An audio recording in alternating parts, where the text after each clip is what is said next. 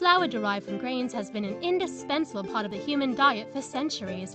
Flour is consumed in the form of several foods such as bread, cookies, cakes, rotis, biscuits, croissants, buns, and donuts. It is one of the most widely consumed food commodities globally.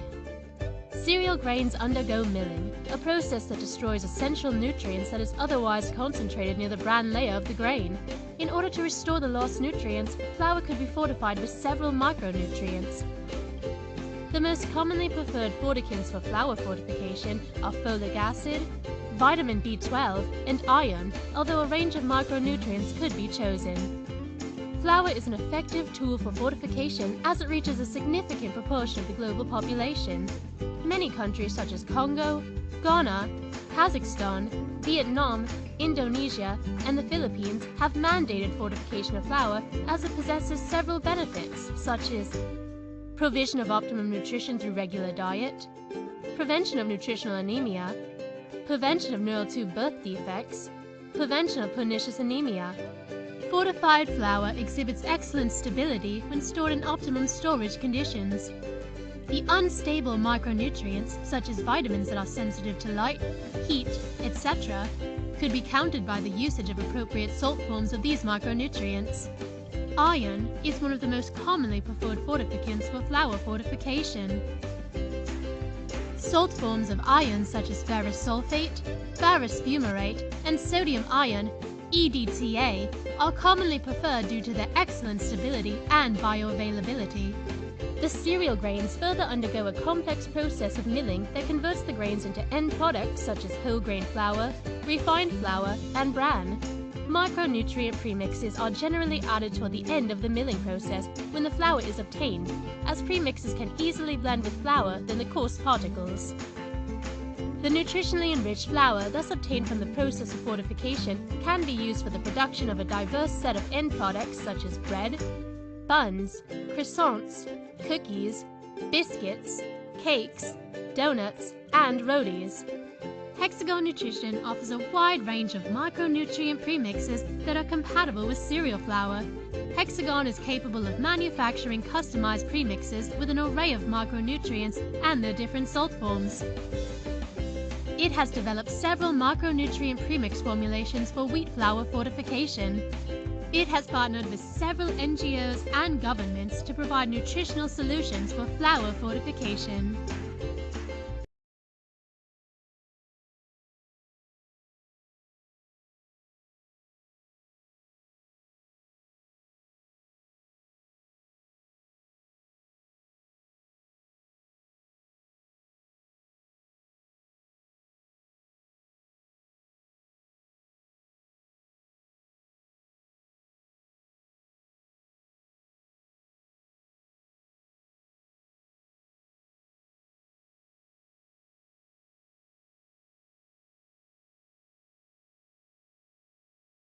Edible vegetable oil is an important component to cook food and adds to the taste of the food.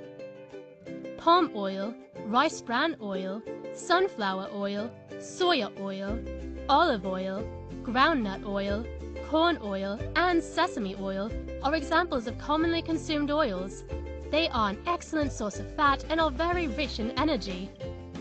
Fat is an essential nutrient required for vital body functions such as formation of tissues, maintenance of body temperature, and brain development. The vegetable oil seeds are subject to severe treatments such as high temperature, high pressure, and bleaching with a chemical absorbent for the production of oil. Excess pressure and temperature enhances the extraction of oil, while bleaching removes the impurities. However, these processes destroy the essential nutrients that are naturally present in oil, such as vitamin E and vitamin A. Edible oil is an excellent source for fat-soluble vitamins as they are completely dispersible in oil. Thus, fortification in edible oil with the essential vitamins lost during the extraction and refining processes restores the goodness of edible oil. Fat-soluble vitamins such as vitamins A, D, E, and K are the common fortificants chosen for fortifying edible oil. The consumption of fortified edible oil increases the bioavailability of the fat-soluble vitamins, as oil is an effective carrier of these nutrients. Vitamin D, also known as the sunshine vitamin, is a very critical nutrient that has to be predominantly synthesized by the body, as the dietary sources for the nutrient is very limited. Edible oil could be fortified with vitamin D and serve as an effective dietary source. Vitamin D is essential to maintain optimum bone health. Similarly, vitamin A is required for healthy eyesight, vitamin E for good skin health, and vitamin K for better immunity. Fortified edible oil has a shelf life of approximately 6 months. The appropriate selection of salt forms of the fortificants enhances the stability of the fortified edible oil. The process of fortification has a positive effect on the shelf life of oil, as one of the fortificants, vitamin E, is a natural antioxidant that increases the shelf life of oil by preventing rancidity. Edible oil undergoes several processes before it becomes market ready. The steps include the extraction of oil from oil seeds and the refining of oil to remove the impurities. The premix is normally added after the final process of refining, after deodorization, as it reduces the loss of added nutrients due to high temperatures prevailing during the process. In order to ensure uniform mixing of these vitamins in the oil, the intended amount of vitamins to be added is measured and added to a smaller portion of warm oil, 40 degrees Celsius to 50 degrees Celsius, which is then added to the bulk of oil prior to blending. Hexagon Nutrition optimally satisfies the client's need to develop premixes for fats and oils that target specific markets and consumer groups across the globe. We offer customized premixes that cater to the nutritional requirements, yet also causes no effect on sensory properties of the oil.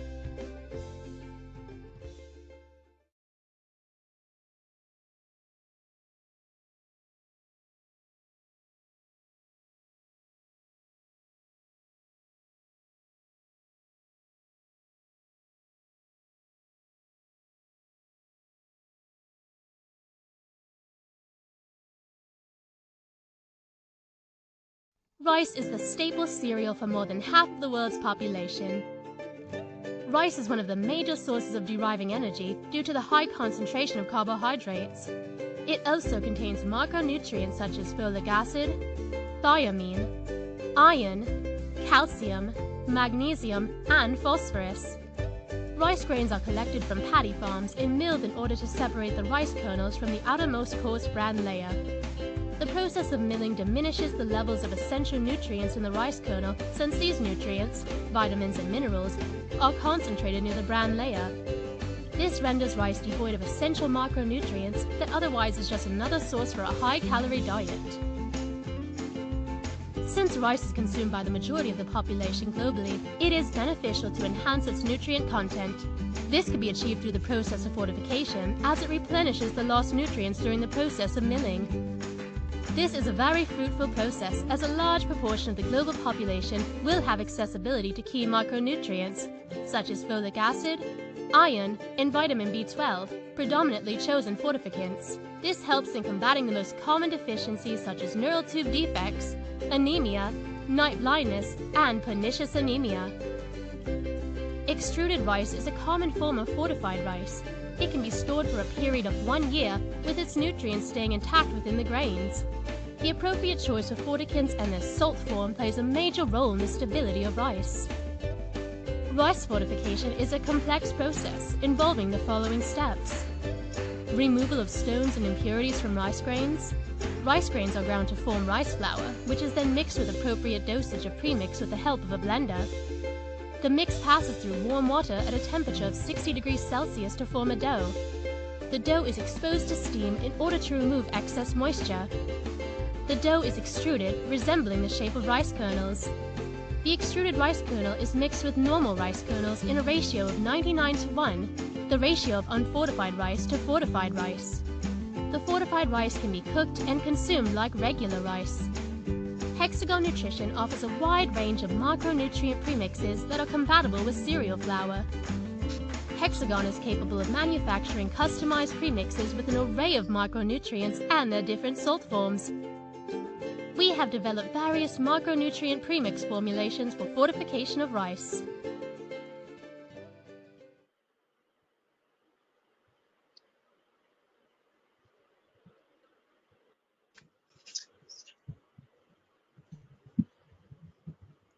Yeah, good afternoon, ladies and gentlemen. This is Nirupama on behalf of ASSOCHAM. I welcome all the dignitaries present here.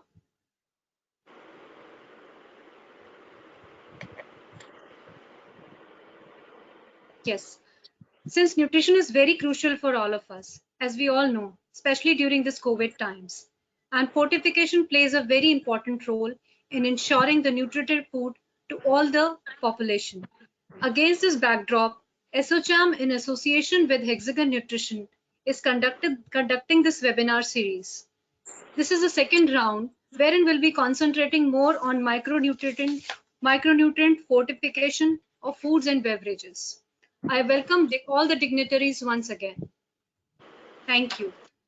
Now, to take you through the inaugural session, I would now request Mr. Anil Rajput, Senior Vice President Corporate Affairs, ITC, and Chairman, FMCG Council, ASSOCHAM, to give his opening remarks. Thank you, Nirupama. I'm sorry I could not join you through the video. I'm joining you through the audio. I would like to first of all welcome all the dignitaries on the panel. Dr. J.S. Pai, Executive Director, PFNDI, Shri Vikram Kelkar, MD Hexagon Nutrition, Shri Vikas Jain, MD PMB Nutrients, and Nirupama Sharma, Joint Secretary, ASSOCHAM, panelists and participants. Good afternoon. As we come to terms with the magnitude of the impact of COVID-19 pandemic on humanity, it is frankly extremely difficult to keep our motivation and focus owing to myriad new developments that have arisen for the world over the past few months in the different spheres it operates. The supply chains are today being reinvented. Globalization has taken a backseat, and new economic models are being put in place by different countries, depending upon their needs and requirements. Having said this, it is also a fact that developing nation like ours has always had consistent and serious threats from malnutrition. Malnutrition is amongst the top risk factors causing death and disability in India, according to the Global Burden of Disease Report 2017. Clearly, this has been a huge bearing on generations and impacts the health and well-being of societies. In India, 194.4 million people are undernourished. It refers to stunting, wasting, underweight, micronutrient deficiencies, or insufficiencies, and so on. The Global Nutrition Report 2018 states that India is home to 46.6 million stunted children, and this is 1/3 of the total global number. The main reason for fortification, especially in developing countries like ours, is the lack of balanced diet and absence of required vitamins and minerals from natural resources, resulting in deficiencies amongst children in their critical growth period. Therefore, availability of fortified foods and beverages at affordable prices to the masses is extremely important and requires particular attention. The addition of micronutrients, vitamins and minerals to foods and beverages can go a long way in addressing the nutritional deficiencies prevalent in our society. It is an effective and attractive strategy to combat micronutrient deficiencies, as it can reach a wider at-risk population group with major changes in existing consumption patterns and at a relatively short span of time. Currently, food and beverage fortification is endorsed and supported by governments and international bodies like WHO, FAO, and the UN Children's Fund. In India, FSSAI had also come out with the fortification regulation in 2018. If fortification is to reach its true potential, it needs to be an all-round process, that is, in staples as well as FMCG food products like biscuits, cereal, snacks, ready to eat, ready to drink beverages, and much more. On their part, FMCG companies are increasing their focus on certain market segments and expanding their existing business portfolio with the aim of increasing the availability of fortified foods for the customers. Innovation is playing a major role for the development of quality fortified products. This is resulting in processed food being fortified with vitamins, calcium, iron, and in some cases amino acids as well. In addition, infant and weaning foods are also fortified by the manufacturers in accordance with the specifications of the ISI to ensure nutrition in the early stages of life. Here, we also have to address concerns of the companies which are actively engaged in the fortification of foods and beverages. To my mind, the most important factor is the scaling up of micronutrient content in the food products at the right price point. This will ensure much wider usage, and at the same time, it won't hurt the pocket of the consumer. It will indeed be a win-win situation for all. Secondly, certain modifications that have been envisaged by the industry, and these needs to be finalized by the FSSAI. And thirdly, some organizations are walking that extra mile and are investing in products for special dietary needs, which cater to the micronutrient content deficiencies of vulnerable sections. They need additional support and encouragement from the policymaker. It is therefore important that we build transparent and effective partnership, establish clear roles and responsibilities between the government and the private sector, and ensure appropriate and balanced regulation. This will result in a more sustainable food system through the process of fortification. The challenges, therefore, are manifold. India needs to scale up its fortification process. Fortification holds a lot of potential, and with the right R&D and focus, the private sector has proven that it is willing to contribute significantly in this area. I'm sure that the government has its ears to the ground, and together we shall overcome the obstacle and emerge victorious. I would like to now leave the floor to the very well and in tune with this whole system, a panel which is waiting to share their ideas for us going to go forward. And I'll now hand over this to Nirupma to carry the whole session going.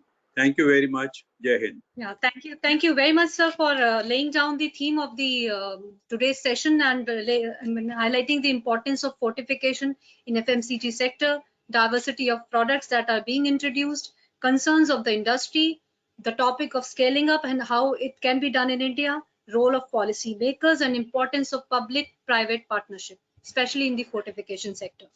I now call upon Mr. Vikram Kelkar, MD Hexagon Nutrition, who is an entrepreneur in the field, has more than decade experience in nutrition, and he would like to address on opportunities that rise during challenging times.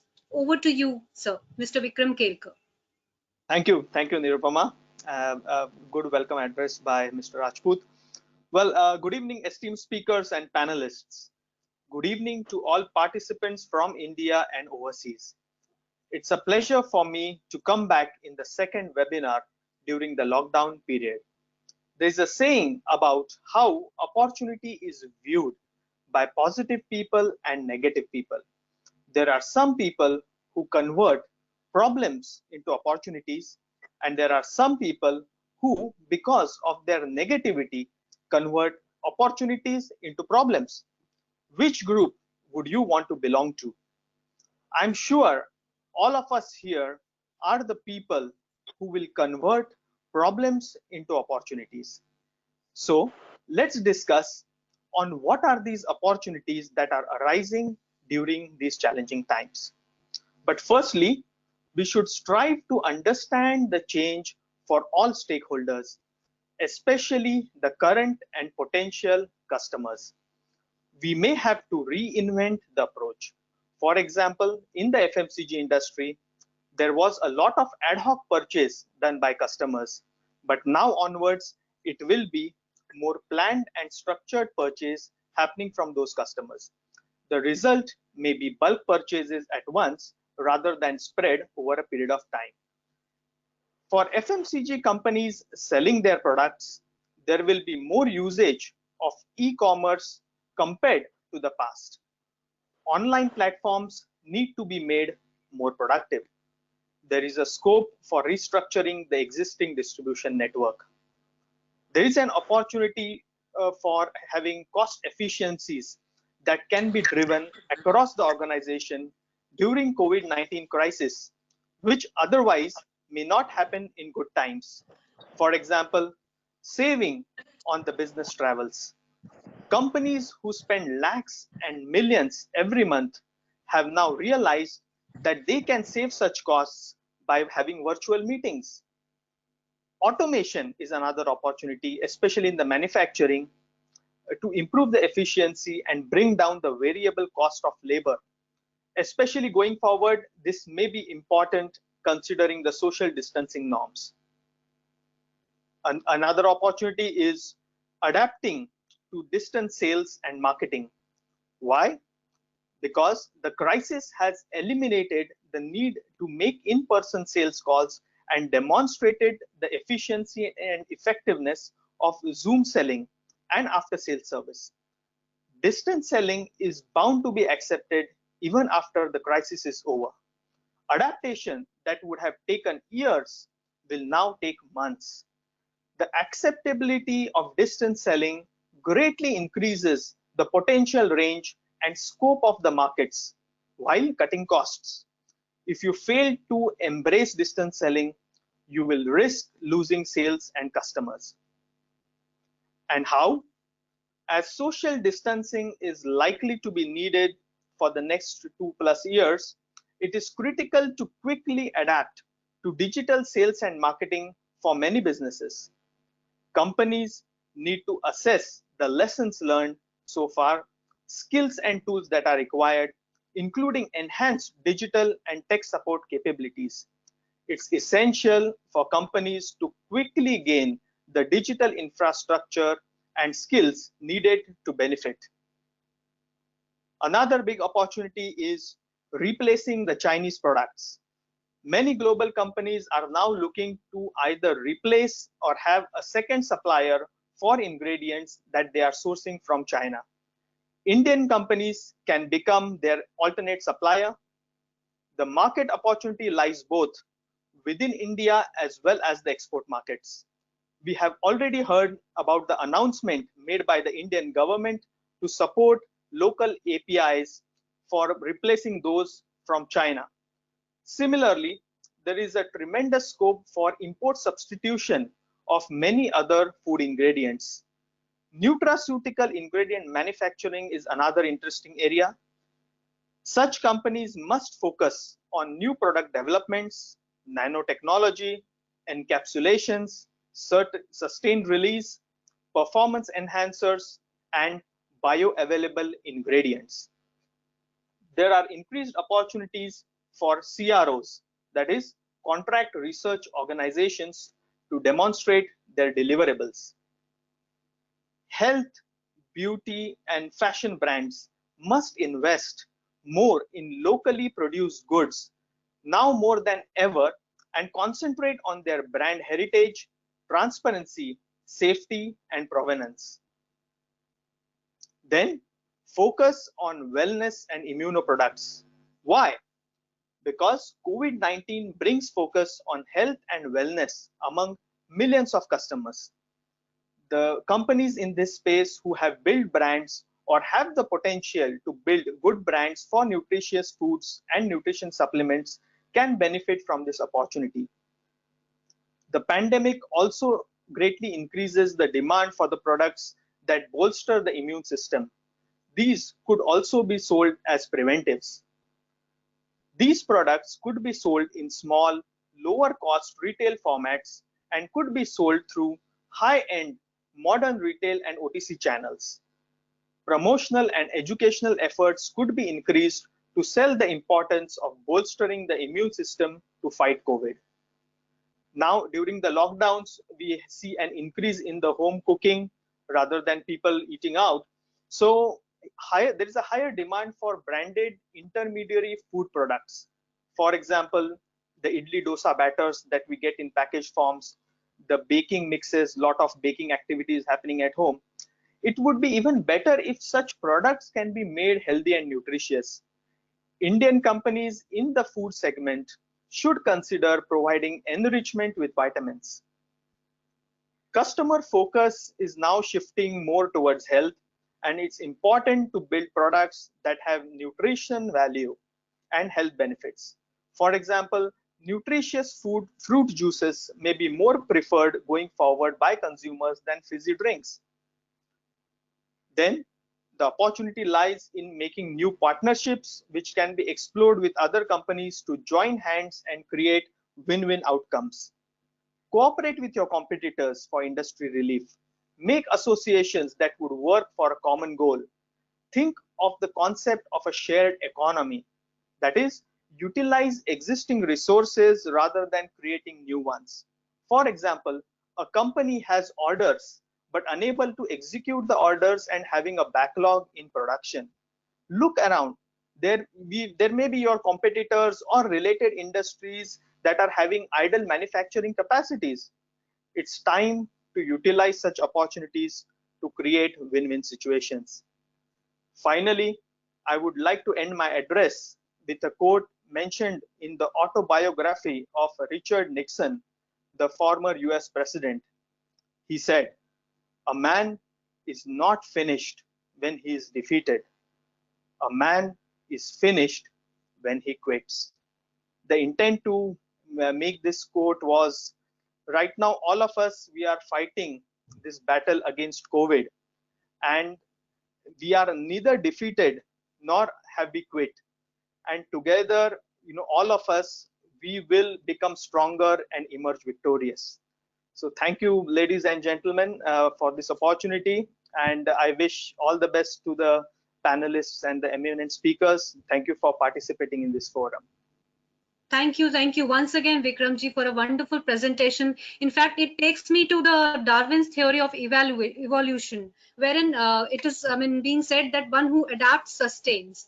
And definitely, I think our industry and all the people would be sustaining all the systems and will be adapting the digital revolution of the industry for sure. Now, I'll take on to the next panelist of ours for the dignitary for the inaugural session, Dr. J.S. Pai, who is the Executive Director, PFNDI. He is a PhD in food technology. He is also ex-member of scientific committee FSSAI.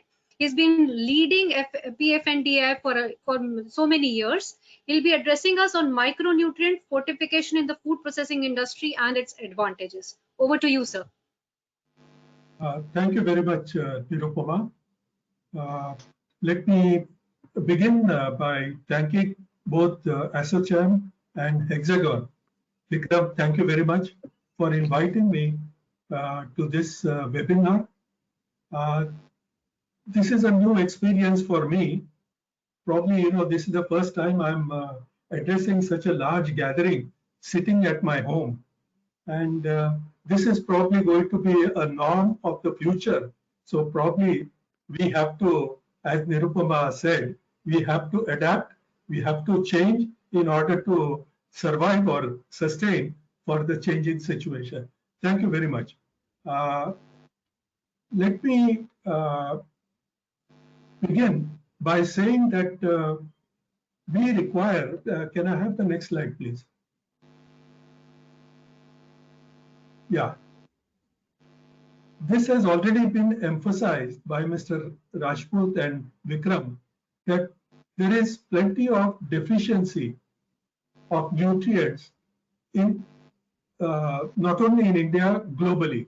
So there are billions who suffer from various forms of malnutrition, and one of the major problems is deficiency of micronutrients. So there are vitamins and mineral deficiencies that are prevalent globally, and it is very common in India also. We have vitamin A, iron, iodine, zinc, folate deficiencies, which are very common among Indian women and children. And it is really sad to see some of the young people having all kinds of problems because of these deficiencies, because of no fault of theirs. They are getting stunted, they are having problems of development, both physical and mental, and they find it difficult to cope up with the problems of the world. Now, you can also see on the map, the green area is where there are slightly less deficiency. The dark area, black area, is where there are double or triple deficiencies that are existing. Can I have the next slide, please? Now, why do we require fortification? Because we have been hearing for several decades that our diet should be balanced. We should try to include nutritious ingredients in our meals, diets, but it is very difficult because of poverty, because of very rigid eating habits. It is difficult to change the dietary, and even if we wish, it would be not possible to feed millions of these poor people, especially the children and women, with all these nutritious foods. So the best thing that can be done is add nutrients by fortification to their diets, so that we will not change their diets, we will not change their food habits. It will be just elevating their nutritional status, and they will have better nutrients. We already have an example, ionization of soil. There were a lot of protests initially that they wanted freedom, they wanted liberty to choose whatever soil, but because of the seriousness, especially among the children who were deprived of iodine and would grow up with deficiency in mental capacity as well as physical capacity. So this was forced, and now our nutritional status, especially among the poor people, is much better, because salt is consumed by everyone, rich as well as poor. Can I have the next slide, please? Now, fortunately, FSSAI has given a big boost to this fortification effort, and they have allowed their symbol plus F to be used in at least 5 food ingredients, that is salt, wheat flour, milk, oil, and rice. And many of the companies have already utilized this opportunity to come up with some of these fortified foods with the minerals such as iodine and iron, then vitamin A, vitamin E, and the other nutrients. So this has been a very big boost that has been given by FSSAI to this effort. So I'm very happy that such efforts are coming from regulatory body. Can I have the next slide? Now, uh, what is the market potential for the fortified foods? Already, the fortified foods and beverage market is at $105 billion 2 years ago, and it is steadily growing. And it is expected before the end of this decade, we will have more than $1.4 trillion market. Of course, this is a global market. In India, FSSAI's fortification scheme has already created a projected demand for almost 3,000 crores of rupees, and this is going to grow up. Now, people are becoming aware of the connection between the nutrition and the health, and so many are willing to pay more. Especially, mothers are always concerned about their children's health and welfare, and they realize that they have to be given vitamins, minerals for their growth as well as for their better studies, so that they will have better opportunities when they grow up. So this is going to keep on increasing. I'm very happy to join you, and if there are any inputs that are required, I'll be here for. Thank you very much. Very much, Dr. Pai, for your address. In fact, our regulatory bodies are in fact keen to have FSSAI products on board. They have already released the standards, so we are fortunate in that ways. And as Mr. Anil Rajput has said, we'll be definitely taking up all the industry issues as a whole to ASSOCHAM.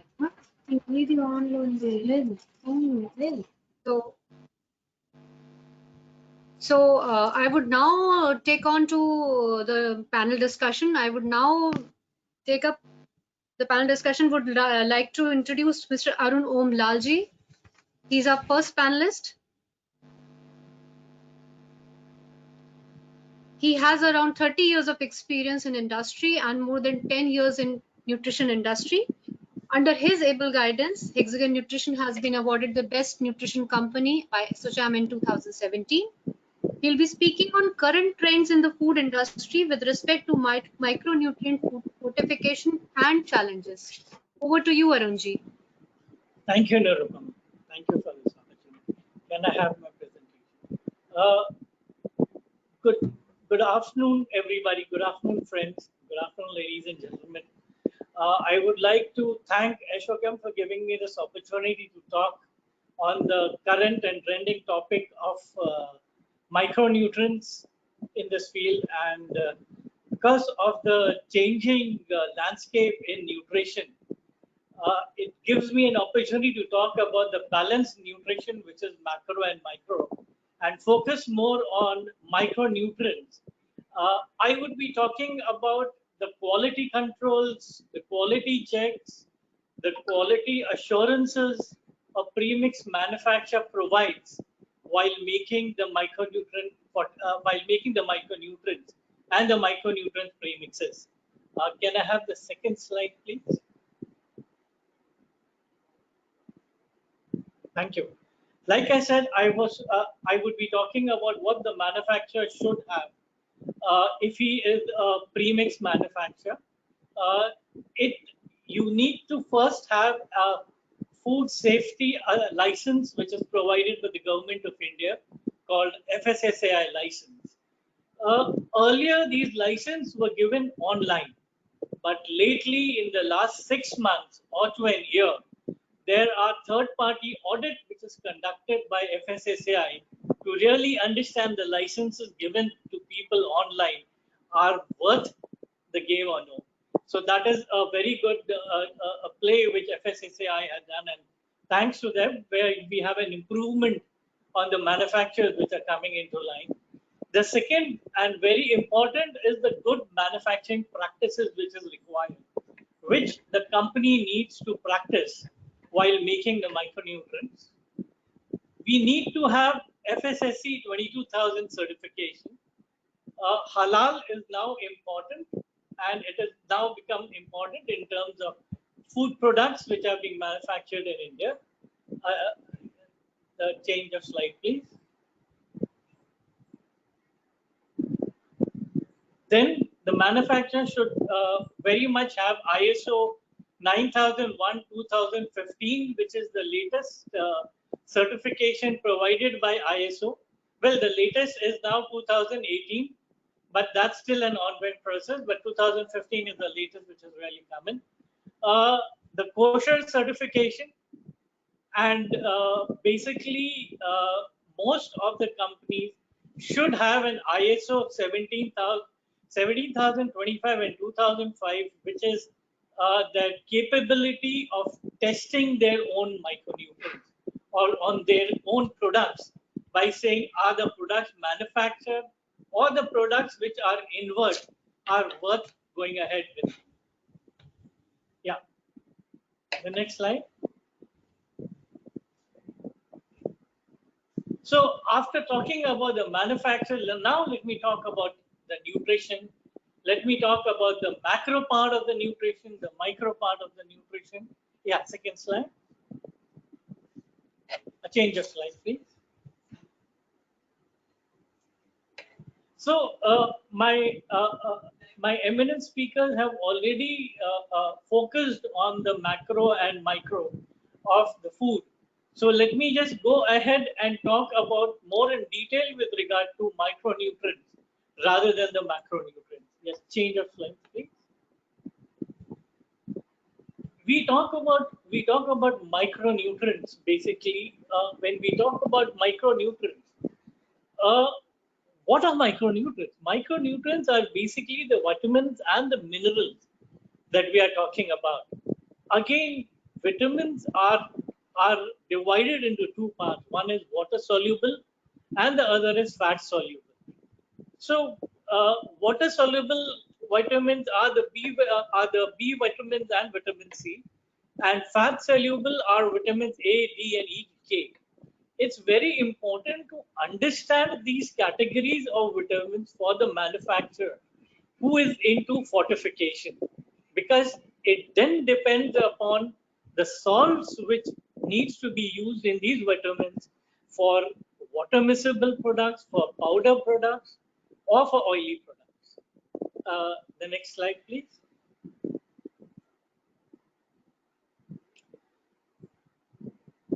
What are the objectives? Why micronutrient premixes are important? I can even sell single nutrients. Micronutrients are important because it is basically a proper blend of vitamins and minerals which are used for fortification program all over India. They are available in categories like I said earlier: dry powder, oily liquid, and water miscible.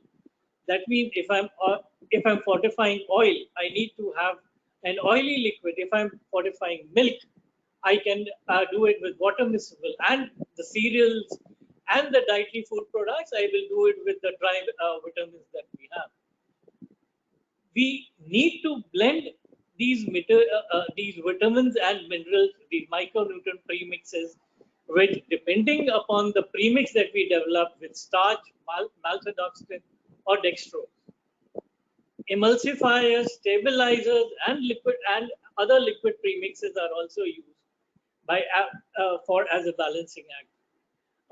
Premix basically, which is very important to understand, are produced in temperature which is about 25 degrees, and we require a humidity control environment. It can't be made anywhere and anywhere. It requires a proper control requirement, a proper control environment to produce micronutrient premixes. Next slide. So what are the objectives of premix development?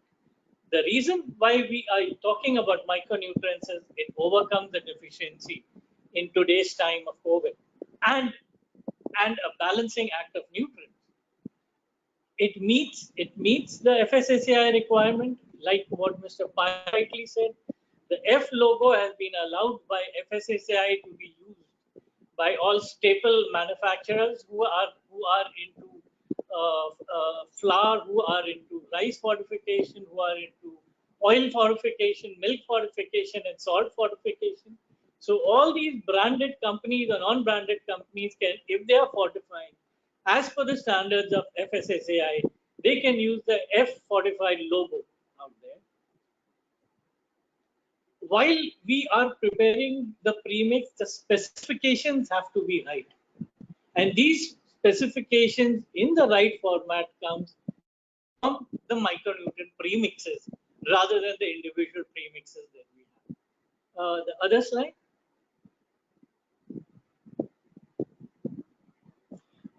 Next slide, please. Thank you. So these are the advantage which is there on the slide. People can just read it through, or I can send in the presentation because we have limit on time also. So I'll just pass on to the second slide.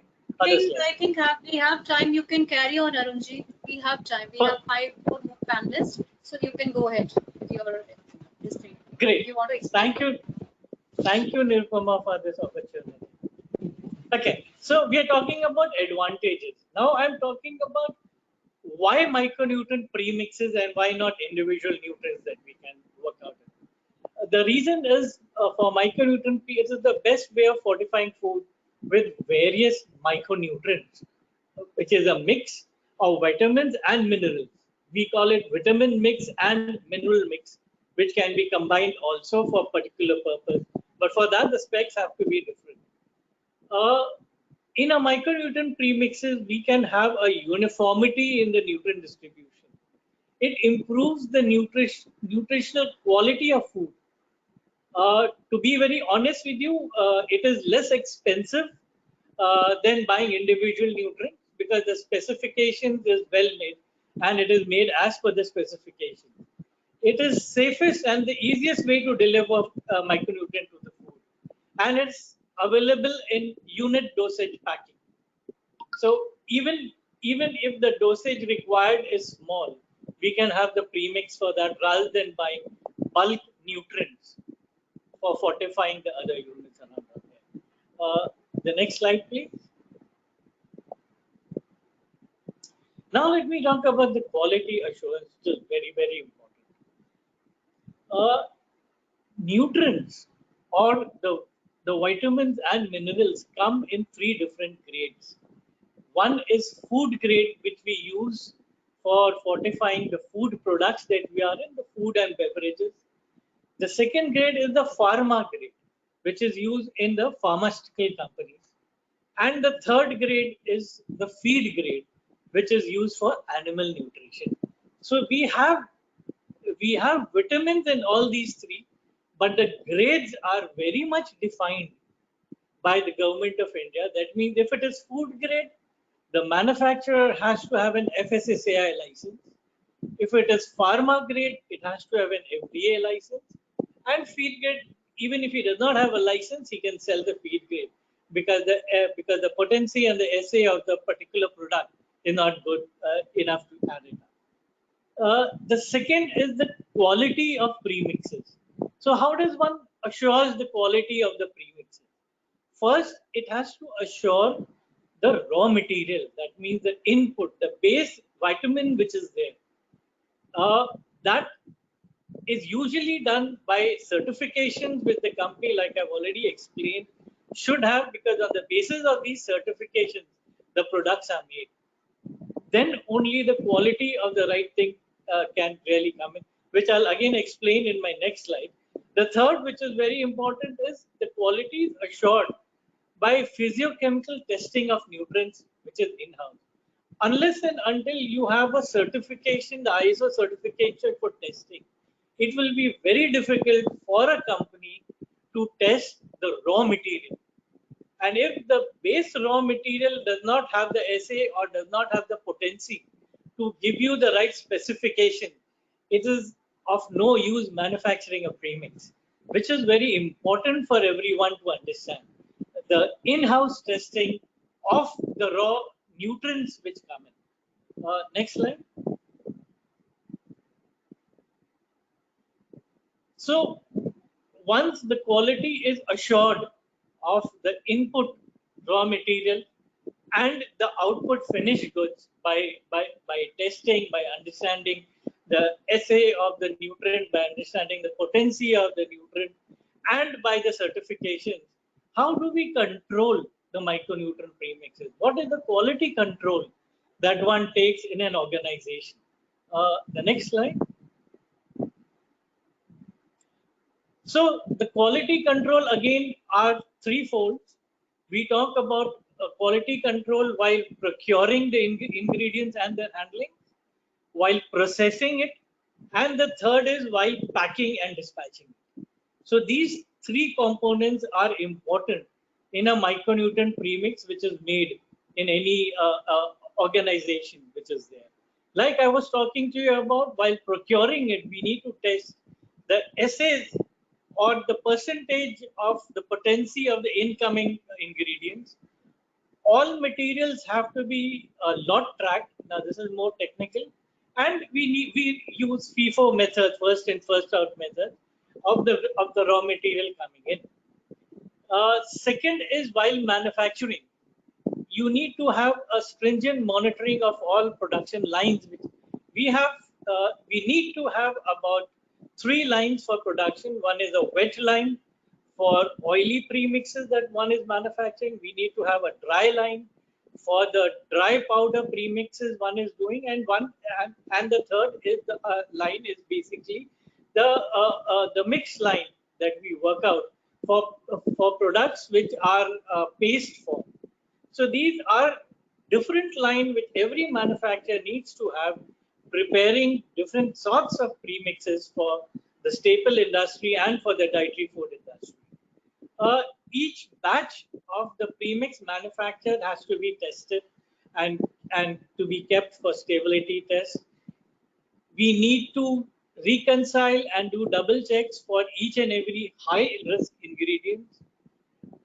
Uniform studies have to be performed for 6 months or for 1 year with regard to nutrients and the premixes one is making. And again, how the packing needs to be done depends upon if it is a powder premix, there has to be a dry laminate aluminum packing which is required. I see most of the premix manufacturers packing it in polythene packs or in single dry laminate. It has to be dry laminate aluminum packing, which is very important to protect the premixes from sunlight and other variants out there. So manufacturing and packing is very important in a premix industry. Coming back to packing, like I've said, premix needs to be again stored at 25 degrees, depending upon the premix. If it is a nutrient like vitamin A or a nutrient like vitamin D or D2, it requires -degree temperature to store. We can't store every nutrient at a particular temperature. So these things have to be taken care of while manufacturing premixes, which are very important. Next slide, please. Gee, we have 2 minutes more to. Yeah, give me. I presume I have just 2-3 more. Otherwise, all other panelists will be complaining to me for their time. Please. It is Nirupama. It is for them only. I am taking a bit more time. So we are talking about the safety. It's for the safety of the micronutrient premixes. I'll just run it through because it's basically here. People can read it, and if they require more details from me, I will come and provide in terms of email. They can email to my company and we can provide. One thing which is very, very important for me to really communicate at this point is premixes, basically the specifications that we develop are based on RDA levels. And RDA levels are different for different ages. Now, this is specified by the Nutraceutical Act, which had recently come in the year 2019, in the month of Feb, where they have specified the RDA levels for each nutrients and for each ages. So, next slide. Storage, I've already spoken about, so let me not talk in detail. Like I said, vitamin A stored at 8 or 15 degrees, and D2 is stored at about -4 degrees. Yeah, next slide. Dr. Pai has already spoken about food fortifications. So these are the 5 staples which are fortified as per FSSAI specification and doing fantastically well pan India. Next, and these are the specs as per FSSAI. I can send it across. Just wanted to communicate, it is hardly any costing in terms of fortifying by the packaged people. It's in paisas, which can easily be absorbed. Yeah, next. Vikas ji is smiling. This is basically the I wouldn't say new, but my co-panelists will talk more on the dietary food fortification, which has now come in, and there are basically a lot of manufacturers in the food and beverage industries who are fortifying. So my co-panelists are going to talk about it, about which industry is doing it. I'll just touch upon.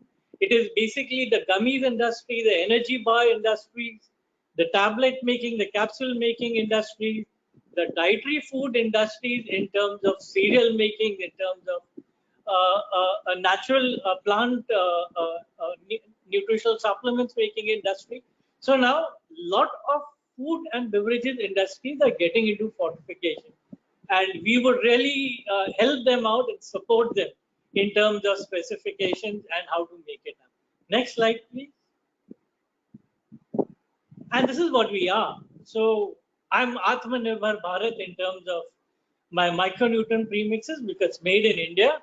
In terms of processed food, like I was talking about, we fortify the bakery industry, the confectionery industry, the juices industry, and the ready-to-eat industry. Next slide.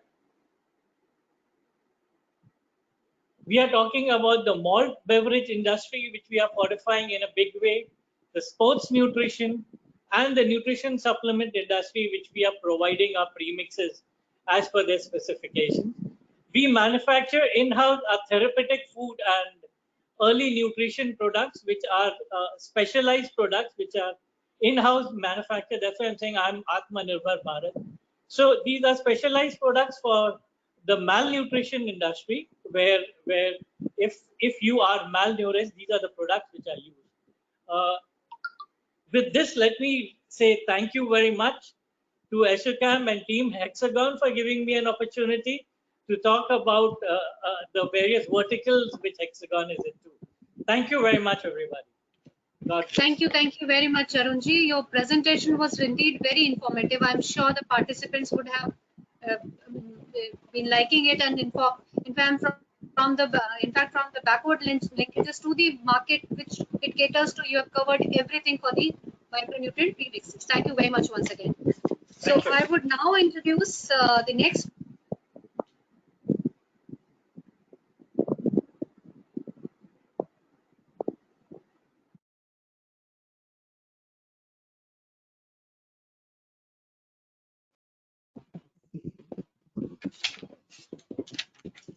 So he would be speaking on micronutrient paramount for the supplement industry.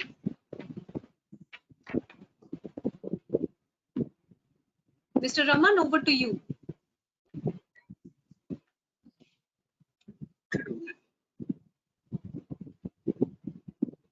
Mr. Raman, you can carry on.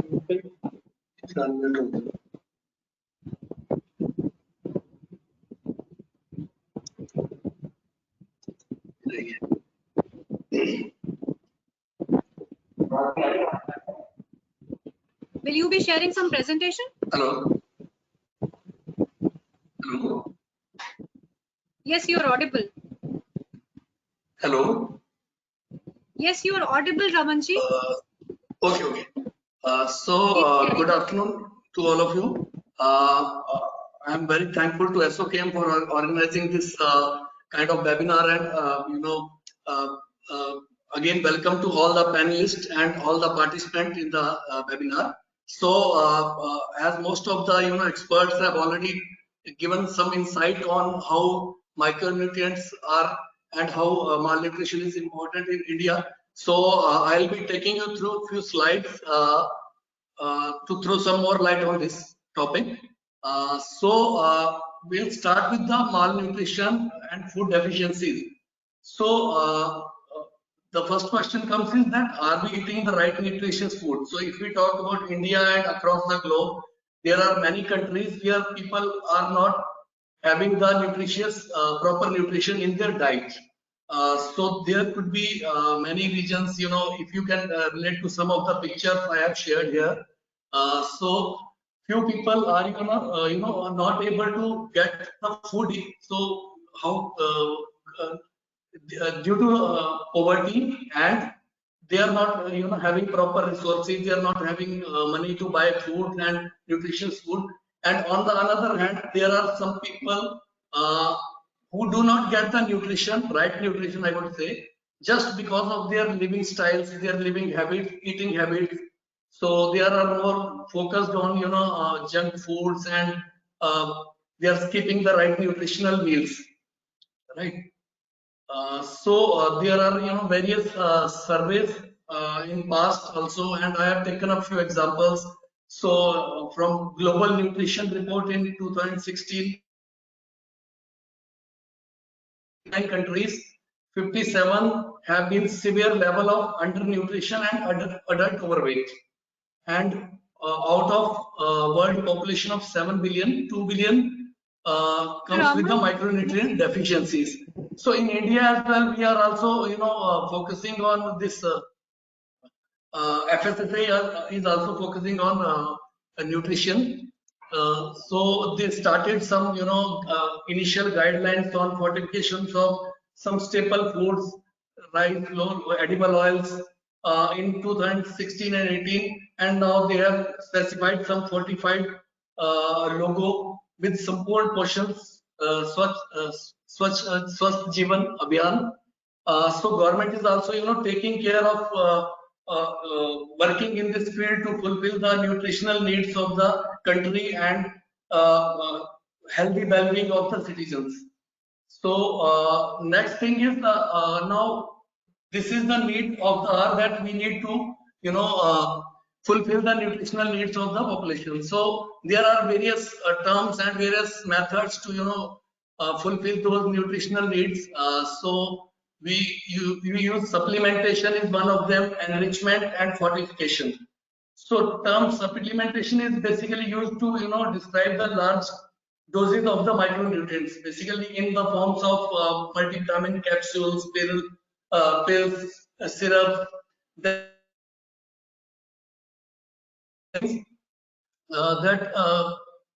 When, you know, processing any micronutrient, so there is some loss of the micronutrients while processing. So if you add them back in the food, that means enrichment. And fortification means vitamins and minerals have been added to a food that wasn't originally a food, but it is specially designed and you know, made to make it nutritious. So there are certain definitions as well from WHO and Food and Agricultural Organization of the United Nations. So fortification refers to the practice of deliberately increasing the content of essential micronutrients, that is vitamins and minerals, including trace elements in the food. So this is to improve the quality of the food supply and to provide public health benefits with minimal risk to health. So this is what WHO and Food and Agriculture Organization of United States talks about the food fortifications. So next comes is what are the different types of food fortification. So there are majorly 3-4 types of food fortifications. The first comes is the mass fortification. So it is generally considered to be the best option for, you know, nourishing the larger populations in the country or in the world. So they, while, you know, nourishing the staple foods like wheat flour, corn, cooking oils, etc. So this is for mass fortification. And the second kind of fortification comes in the targeted food fortification program. So this is specifically aimed to a specific subgroup of the population. For example, if we say that if we are designing a fortified food for a diabetic patient, so he may be having some different nutrient needs, and if we are designing it for pregnant and lactating mothers, so they will be needing some different kind of nutrients in different ratios.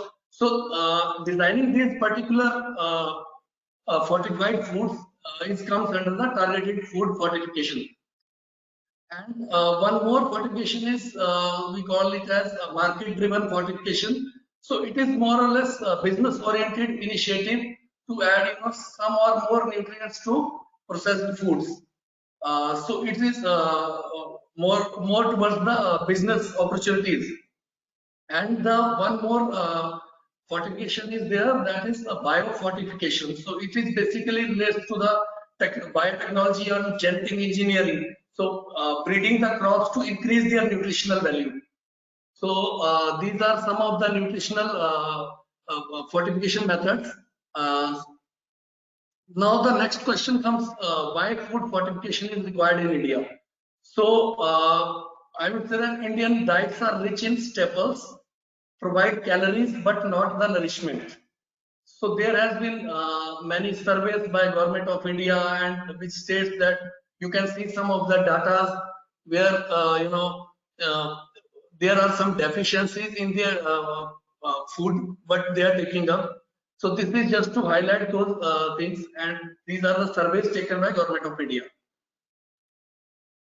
Now next comes is what are the micronutrients? Since we are fortifying the food, so micronutrients are the major group of nutrients which your body needs. They include more majorly vitamins and minerals. So let's understand this also. The vitamins are necessary for energy production, immune functions, blood clotting, and their functions. On the other side, minerals play an important role in growth, bone health, fluid balance, and several other processes. So humans must obtain micronutrients from food, since we cannot produce these in your body. There are this picture also shows some of the sources, natural sources of the various vitamins and minerals, which we should consider in your diet regularly to compensate our nutritional needs. So depending upon the need of certain micronutrients are also helping us to develop our immune system and fighting the diseases, which also increases our immunity.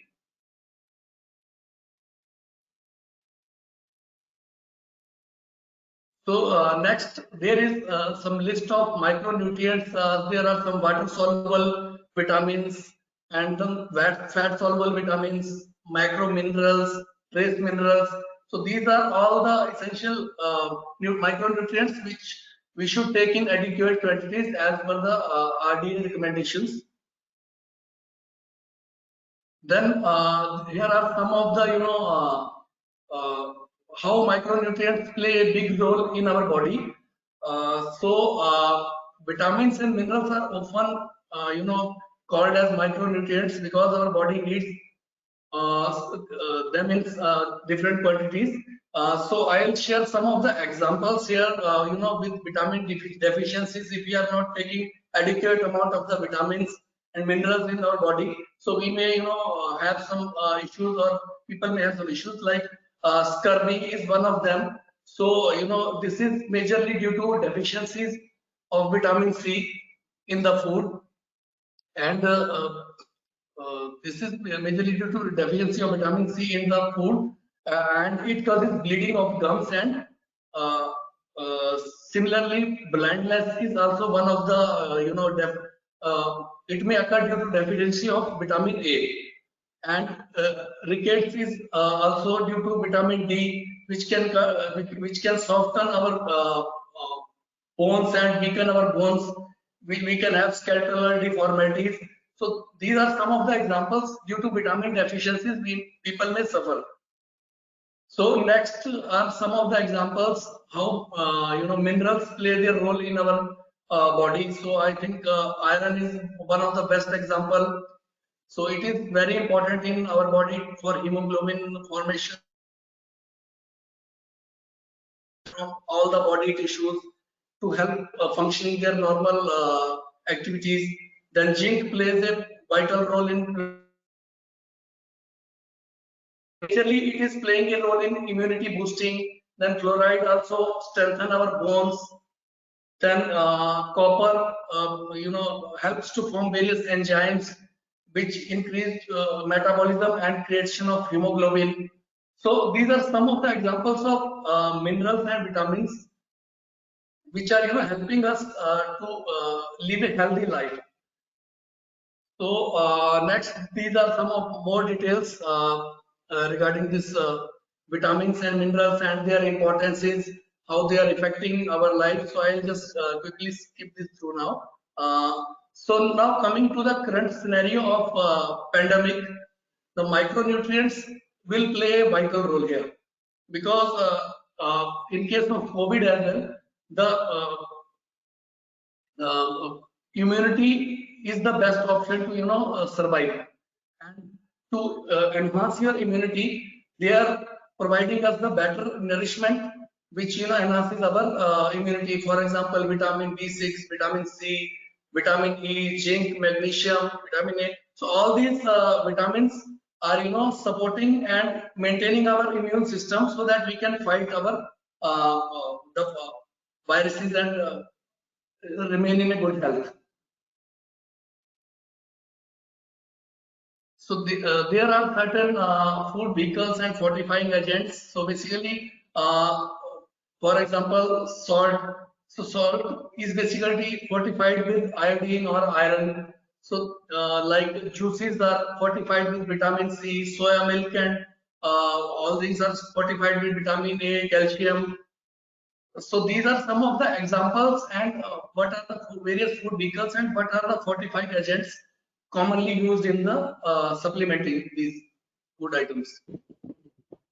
So next comes is the various benefits of the food fortification. Since the nutrients are added to staple foods that are widely consumed, this is an excellent method to improve health and health of large section of the population.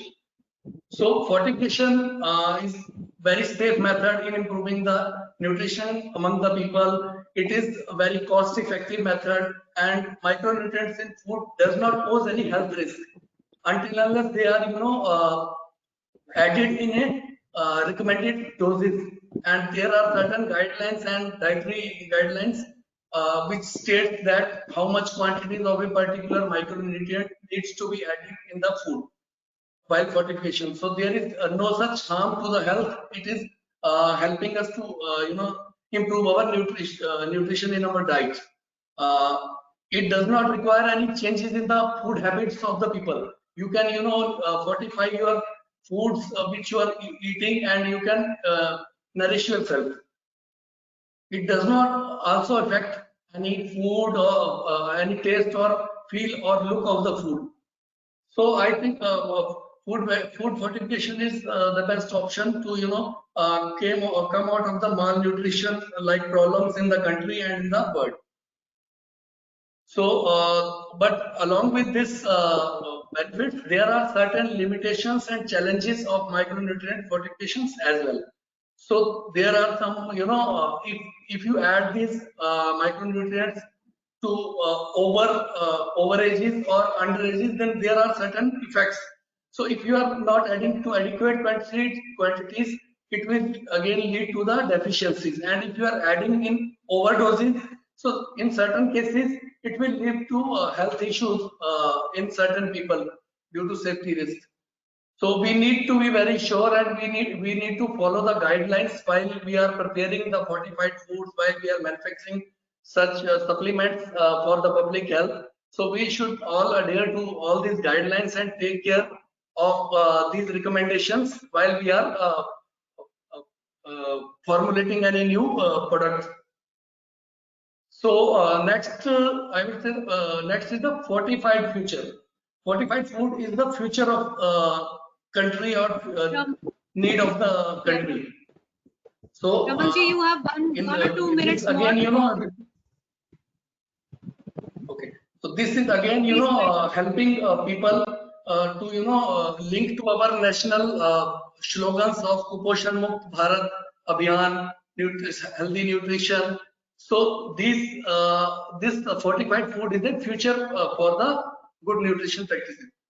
So these are also, some of the examples where Copenhagen Consensus did some study that around 347 million investment, US dollar investment was done in vitamins and minerals, and which in turn returned us around 5 billion savings in terms of the improving health, avoiding deaths of the people, healthy atmosphere. So this fortification and fortified food is growing really well, and it is the future requirement.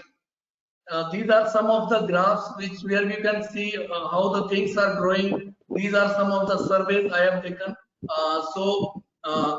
How the food, drinks, and supplements have grown in immunity gains claims in recent times from 2014 to 2019. This is the slide which is showing the growth ratio, specifically in the supplement sector. Then these are some of the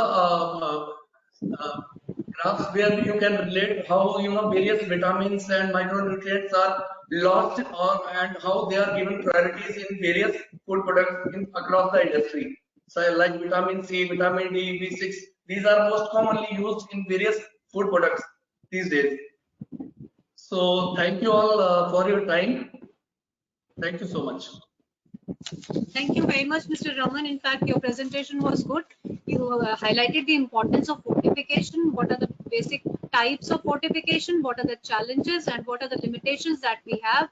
How a manufacturer of fortification, how a person undergoing fortification should consider the minimum limits as per the regulations. Thank you very much. I'm sure the participants would be benefiting out of it. Thank you.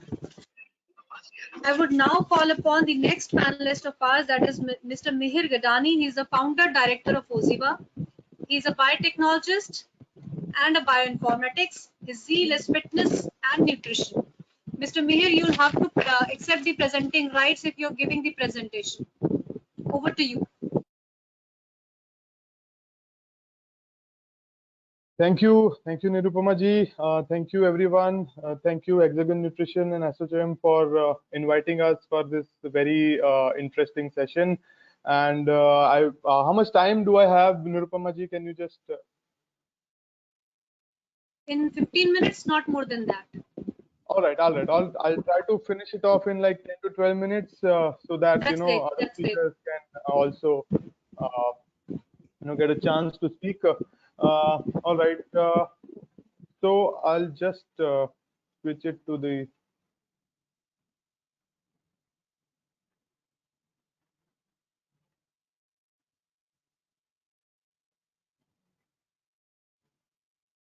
I'm not able to give my presentation. Can you help? Can the technical team help?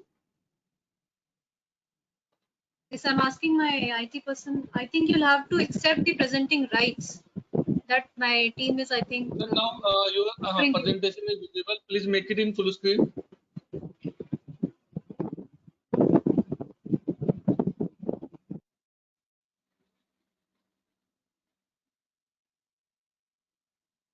I'm so sorry. Okay, no issue, sir. I will play for my side, sir. All right, please do that. Give me 10 seconds, please. Sure.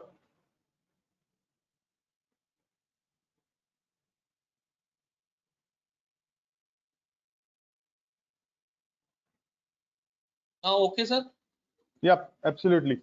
All right, okay. So I'll just quickly run through this. It's very good that we are talking about fortification and supplementation, right? So here my views would be a little different, maybe, and I'll leave you with some thought provoking things or questions. that we are talking about plant-based supplements, right? So to improve nutrition, right? So in India, I mean, I'll specifically talk about India, that we eat a lot of food. So I'll talk about the different part of the world, like people who I'll not go into details of malnutrition area, but people who can afford to have good nutrition food, but still they don't get nutrition. They eat a lot of food, but they don't get nutrition, right? So here my point would be that they would be opting for some kind of supplements, right, to help get the required nutrients from the body, like either micronutrient deficiency or the macronutrient deficiency, right? So for that, I think can I just can you get to the new slide, please? Next slide. All right, thanks. So here what I am propagating here is go for a plant-based diet. So more of a plant-based diet would mostly consist of the nutrients or the anything which you're consuming is coming from the plant, right? So here, and some people would say that is it like a vegan diet or something. So yes, some people interpret that as a vegan diet, but but plant-based diet would primarily consist of the things which you're consuming come from plant, and sometimes you can go for animal-based product. So that's a flexitarian approach, right? So it's a new word, either it's not a vegetarian or non-vegetarian, it's a flexitarian approach what we talk about here, right? So here plant-based diet involves more of a plant food, which is like fruits, vegetables, whole grains. Sometimes you can go for meat, fish, or dairy product. So, and it's why plant-based? Because it's been years that we are talking about Ayurveda. We are the land of Ayurveda. Where can you get to the next slide, please? Right. So this is something where a plant-based diet would look like, like fruits, vegetables, whole grains, starches, protein, and some part of a fat, right? So it's a balanced diet is something what we are talking about, which hardly we get. So that's the reason we're talking about food fortification. But we are going one step ahead. Can you get to the next slide, please?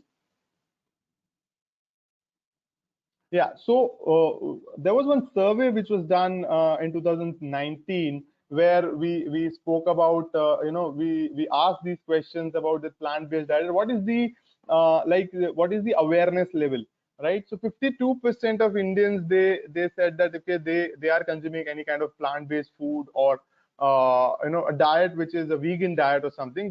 So here we coined a word called flexitarian, because they say that 3 days I am following vegan diet and 3 days I am not following vegan diet. So this is called flexitarian approach, right? That okay, because in India, yaar chalta hai attitude gives you that flexitarian approach, right? So it's fine. I mean, it's absolutely fine. We are not getting very rigid about it, but talking about Ayurveda. Can you get to the next slide, please?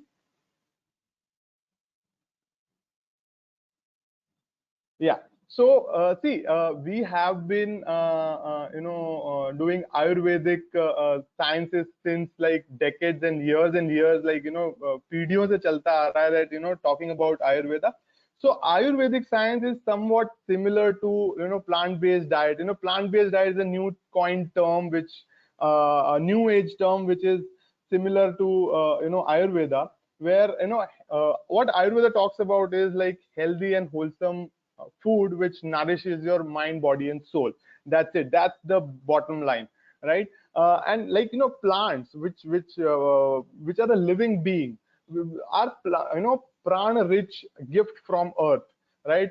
So it's a gift from earth which is given to us, that and you consume that, you become more sattvic, right? So Ayurveda, what it says that every root will have any kind of some kind of medicinal property, right? and which will help you give you a proper digestion and promote maximum absorption of the nutrient, right? So here fortification is needed because we are not getting these kind of nutrients what we are eating, because we are eating a highly processed food, right? Because of that, all these things all these vital nutrients are we are not getting, and we need to fortify it again, right? So see, it's a chicken and egg problem. That what do you want to do, what comes first, right? So I'll leave you with thought, that the plants and plant products already have all these things, but when we are not getting that, that's the reason we need to fortify these foods, or fortify or use these supplements, right?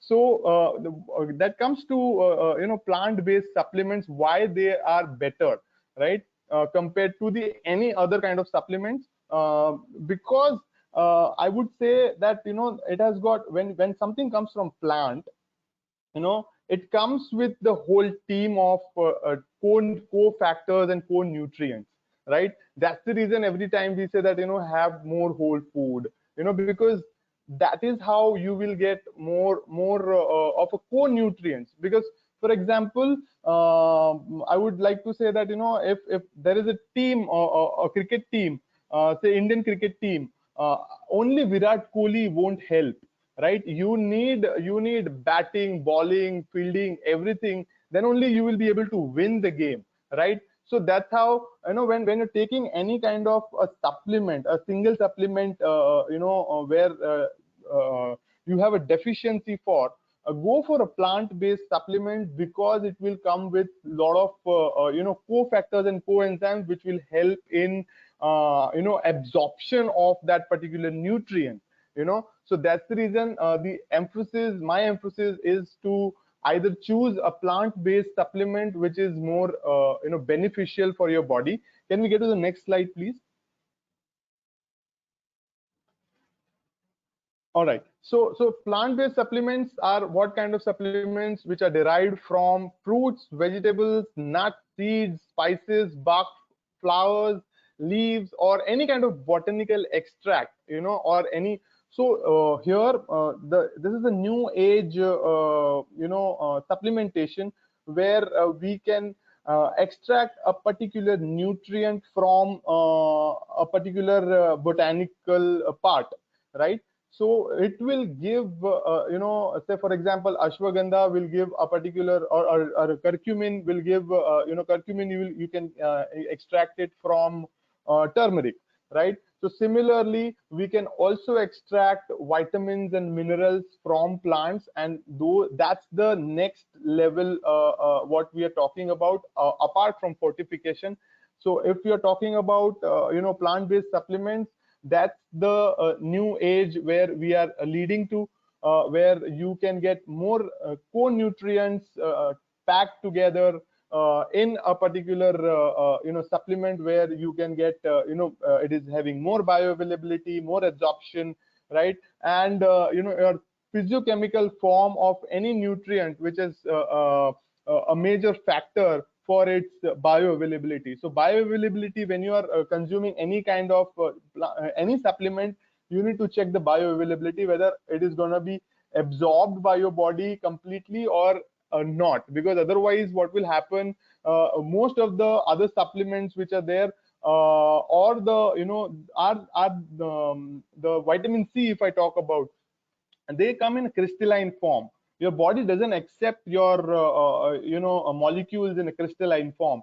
But when you talk about, when you compare it with a plant-based or a natural vitamin C, which will not be in a crystalline form, and it will be absorbed by your body much faster, and much bioavailability would be much higher for that. So, and of course, when the plant-based supplements can be taken for an extended period of time, no need to worry about anything, because it doesn't carry any risk of toxicity, right? So something what we should also look at is, so vitamins and minerals what you are consuming, apart from the fortified foods, are coming from plant-based sources, right? Can we get to the next slide, please?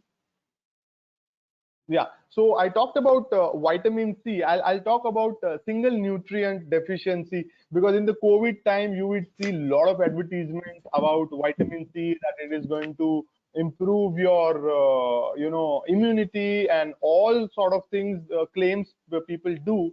But I would like to bring to your notice that any natural vitamin C which is there. Mr. Mayor, sorry to interrupt. You have 2 more minutes to wind up. Got it.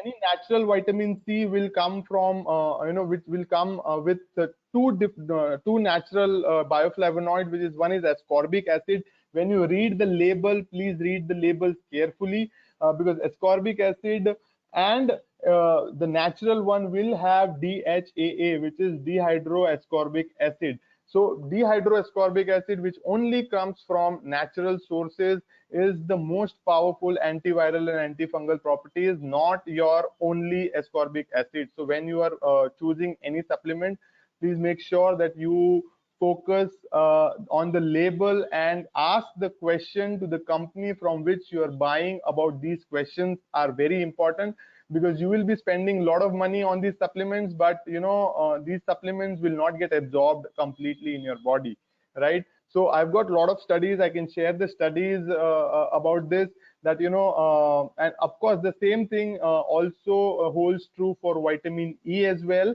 that D-alpha tocopherol or DL-alpha tocopherol, what you are consuming, you just need to check your nutrition label very carefully, because D-alpha tocopherol is the only form where it is in a natural form, and it is more bioavailable, and it is going to get absorbed in your body in a more efficient way. All right, so I think if you guys are looking for any kind of supplements, you can choose the plant-based supplements, which would be much more beneficial for your health. All right, I think I'm done from my side, Nirupama. Thank you very much, Mr. Meher. In fact, I'm delighted to have your inputs about the plant-based supplements, as you have shared that they have lower level of toxicity, have more bioavailability, they have more chances of absorption, and extended period of time they can be taken. I think people will be taking their mindful choices regarding this. Thank you very much. I now move on to the next speaker, that is Ms. Nazneen Hussain. She is the President, Indian Dietetics Association, Mumbai chapter. She has been leading dietitian from Mumbai, and she in fact started her center also, life development center named as Freedom. So she'll be speaking on role of micronutrients in fitness and sports. So over to you, Ms. Nazneen. Thank you. Can you just enable, let me share. Okay, great. Thank you. All right, 1 minute. Sorry.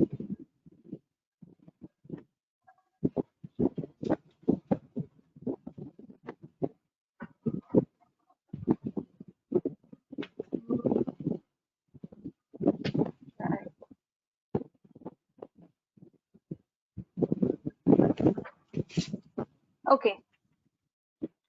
So, hello friends.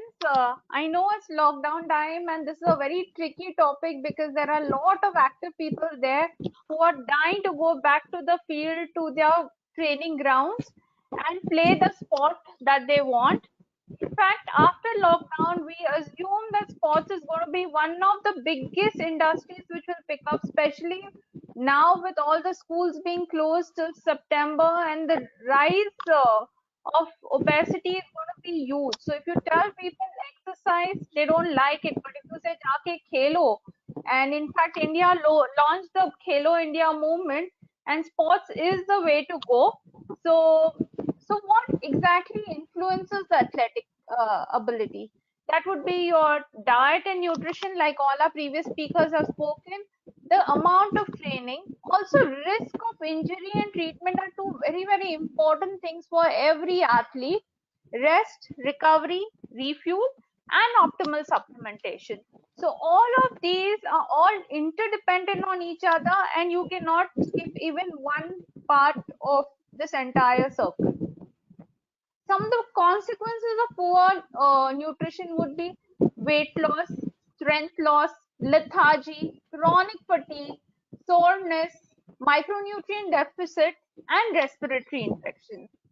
In fact, when we look at the entire sport scenario, and when we talk about sports, every sport has a different requirement. So here we have Deepa Karmarkar, who is the first woman gymnast. These are my two Navy. I'm also the nutritionist to the Indian Navy and the Armed Forces, and these are my Olympic level boxers who are playing almost every international Olympics, and also the Indian cricket team. So each of these would have different requirements, surely based on the amount of intensity, time of each of the game, and hence requirements for everybody is very, very different.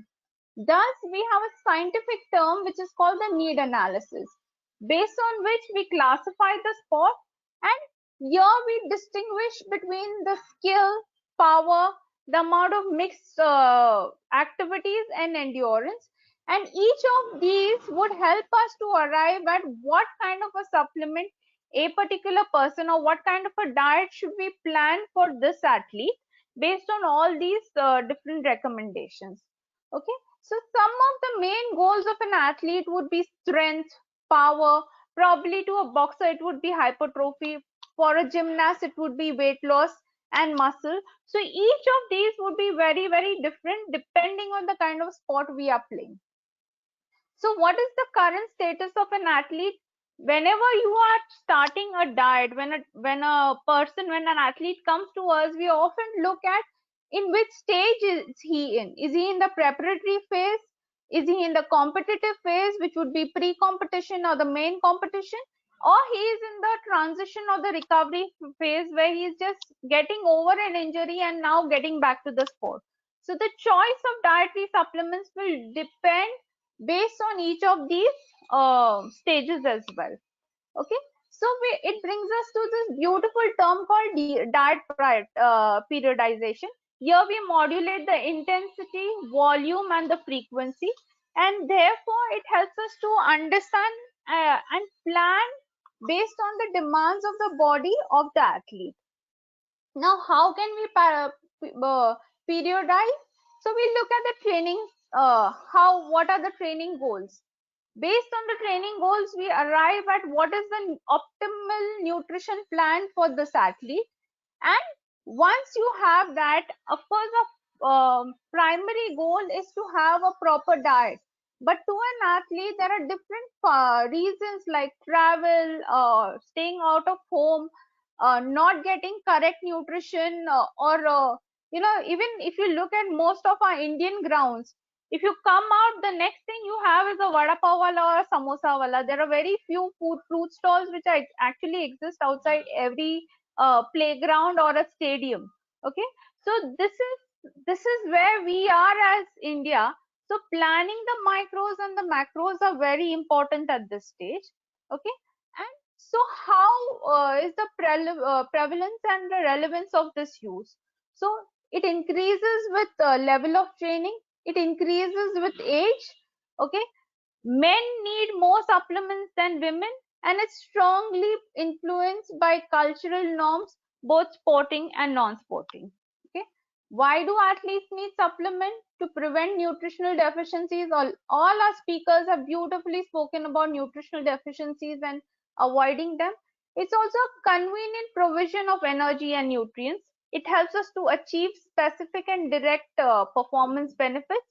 Also gain improvement as the training becomes higher intensity and greater volume. Every session requires recovery. So it's not like, okay, I went for a walk and I'm done with the day, because these athletes train almost around 7 to 8 hours a day. And so recovering from one session to another also. So at the Navy, their training begins at 4 a.m. and they're training till 7 a.m. Then they have a break for 3 hours. Then from 11 a.m. to 1 o'clock, again they're training. They have a lunch break. They'll rest for some time. Again from 5 to 7, there is intense training. So just recovering in a day also from various training sessions are very important. Because of such severe training, risk of injuries and illnesses are high. Sometimes a lot of them also use sponsorship because they get sponsored, or there is a just in case attitude.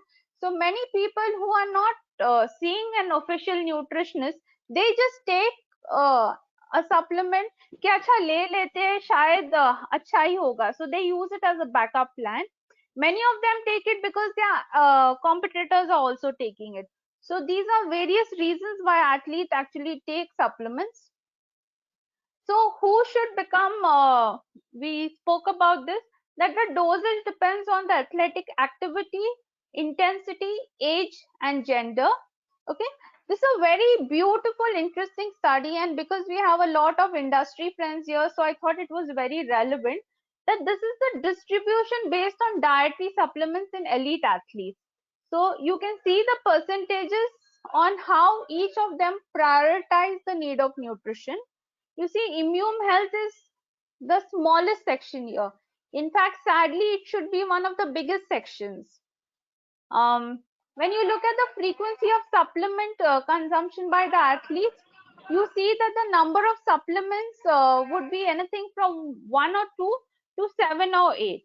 Okay, so a lot of athletes, also elite athletes especially, consume a lot of multiple supplements. Then we look at the frequency of the kind of supplement that they are taking, and we've listed 16 most consumed supplements. And if you see protein, amino acids, multivitamins, glutamine, creatine, of course, top the chart completely. Where are most of these supplements purchased? Mostly from the supplement store. Also, a lot of them are provided by sponsors or internet. Sadly, somewhere this trend needs to change. Ideally, a supplement should be prescribed either by a doctor, a physical an exercise therapist, or mostly the nutritionist who's planning the diet, so that all the wrong supplements should be avoided. Because of all these reasons, also a lot of sportsmen or athletes pick up supplements which are not certified by the WADA. And now today, anti-doping laws have become very, very big in India and across. In fact, a lot of them get disqualified just entering the Olympics, probably because of a wrong choice of supplements. So responsible choices are very important, and places where they are picked up again is very important. They should be prescription based. Who influences this buying behavior? Probably the coach, the nutritionist, the physician, yes. But a lot of times, more than 50% or close to 45-50% is the athlete himself. And he may have little or no knowledge to choose which supplement to take. So that is why guidance and more empowerment, more education on supplements definitely needs to go out there. What is the relative frequency of athletes not taking supplements? So some of the reasons would be family does not allow them, the coach does not allow them, they have a fear of contamination, especially if they are qualifying for national and international games. They are unsure about positive and negative attitudes, and they do not consider it necessary. Now this scenario again may not be a correct one, because for sure athletes do need supplements at various stages, especially at peak time performances when the training frequency really increases. So again, education, empowerment and knowledge in this sector will definitely help. Some of the sports nutrition supplements which have done brilliantly well would be all of these. Okay, some of the Indian heroes would be your turmeric, and because we also have the FMCG, Amul has recently launched the haldi milk. I think it's very good. Every Indian kid knows about haldi doodh, and to commercialize the product, I think is very nice. Likewise, ashwagandha has been incorporated in the whey protein supplement by Quista. the Himalaya product. Also some of the Indian goodies like amla for vitamin C, triphala, neem, papaya leaf extract, tamarind extract, moringa, that is your drumstick leaf, are all considered as superfoods, and Mihir beautifully spoke about the plant-based nutrition just before this. So all of these actually come from that family. Some of the other troubles for women would be the female triad at the athletic triad, where they eat too little, very low fat meals. There is a lot of challenges with menstrual cycles, and definitely a need for supplementation has to be there. I would tell you all about some of my girls who are playing football. They're doing very well as far as the career is concerned, but horribly as far as nutrition is concerned. Some of them stay at, if a lot of y'all are from Mumbai, they would stay right in Bhayandar, or they would stay in Vasai. They leave home at 5 in the morning to their training ground. Then they go to college. They reach home only at 10. And through the day, it's a sheer struggle for them to pick up the correct food and eat. And how much can they pack to go early morning is also a question. So definitely more challenges here in this area. Again, injuries can be very, very debilitating. And if you look at cricket, all these smaller injuries are there, smaller injuries, bigger injuries, and that itself can create major trouble. Football, again, it is seen that almost every footballer may have some kind of an ACL tear across his career, and you see the knee, almost 300 injuries expected. Okay. Kabaddi, again, gaining a lot of impotence in India. Again, ACL tear, ankle sprains, all these are very, very common. Recovery and refuel hence are major goals. We look at intensity of exercise, and based on that, we look at glycogen restoration, fluid and electrolyte balance, which is a major opportunity for this industry. Also muscle repair and adaptation. So whilst we have foods, yes, but need for supplements for all of these do exist. Okay. How much time do I have? 2 minutes to wind up. Okay. So with that, I'd like to say that the immune health again is very important. We have a lot of research which is done, and this I picked up from the International Olympic Community, and they have given a lot of this evidence. I will share these slides with you all for future reference, and they have categorized the evidence of support. So vitamin D has moderate support for immune health. Then we look at probiotics, again, beneficial life microorganisms, moderate support. We have vitamin C, moderate support. We have bovine colostrum, fairly low support. Okay. Polyphenols, low to moderate, however, works in a condition like India, just like I would support what Mihir said in the previous thing, that a lot of plant-based diets are gaining popularity and may help. So these supplements can do well, especially in our country. Zinc for immune health, again, moderate to low support. Glutamine, limited studies are available. Caffeine, again, limited support. However, a lot of caffeine is good studies on caffeine for other alertness and better health. Okay. Echenia, again, limited support. Omega-3, more research studies are required. Definitely beneficial, but we can look at plant-based omega-3 in India, and I think that would do really well. Vitamin E, again, limited support. However, especially for a lot of our elderly now are getting very active, and it may help in a lot of elderly athletes. Polysaccharides, again, can help, but more studies are required. Okay, caffeine with training capacity and recovery and muscle soreness has done brilliantly well. Okay, losing fat mass, this is an assembly of all the research studies. While these I have got from a Cochrane review, which is over 300 papers, more work needs to be done, because a lot of studies which were done probably didn't comply to those guidelines. So we need to look at either pyruvate or chromium or green tea or lipoic acid, conjugated linoleic acid. All of them may have a role. The only thing is we need to figure out how we can incorporate these. Okay. So bridging the gap between consumption and knowledge is important. Okay, like this is khorake pelwan, that is badam ka halwa.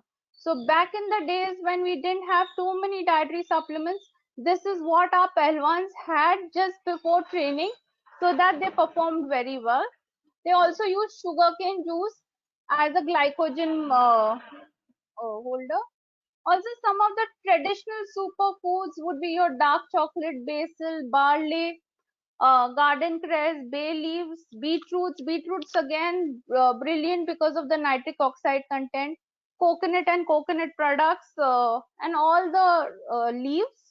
Okay, this is my last slide, and my only appeal to the industry is that whilst we have a very elite group of athletes, but who can afford, 95% of the athletes come from very, very minimalistic families, and nutrition is an expensive affair. This is a simple costing of the regular home foods which I have put over here. If with that I have to add some supplementation, the total really jumps up. And that is why when we look at supplements, yes, we'd like to use more supplements, our athletes need more supplements, but it has to be cost effective, especially in our country, because most of them come from very, very non-affording families from very small towns. And till the time they get a sponsor and they get picked up by somebody, they need humble prices to be followed more efficiently. With that, and also these are some of the current trends where we have greater energy and performance through nutrients, sports nutrition and vegans. Mihir just spoke about it. Also, active seniors and a lot of females getting into the sports and hydration, and rise of naturalness in sports nutrition products. With that, thank you so much, and I hope this presentation was helpful to you. Yes, indeed, Ms. Nazneen, it was indeed helpful. In fact, it gave us a view of how the nutrition for sports is being designed, how the need analysis is being done, what is its role in selecting the kind of supplements, what is the current status of athletes nowadays, and how the diet is prioritized, and what are the influence of points of purchase for the sports nutrition products. And in fact, we would also appeal industry to minimize the cost so that they can reach the maximum amount to people. So now I would move on to the last panelist of ours, that is Ms. Divya. She is from R&D, Manapur. She has 4 years of experience in quality and regulatory. She'll be speaking on emerging needs of cereal-based nutritional supplements.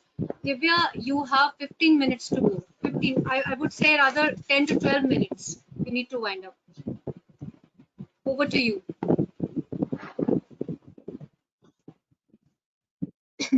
Good evening to all the participants. I will be taking you through the needs of cereal-based fortification, why there is a need for fortification of foods in India, why we should be fortifying our foods through cereals, and finally I will be taking you through gaps in our market and therefore which can turn into opportunities.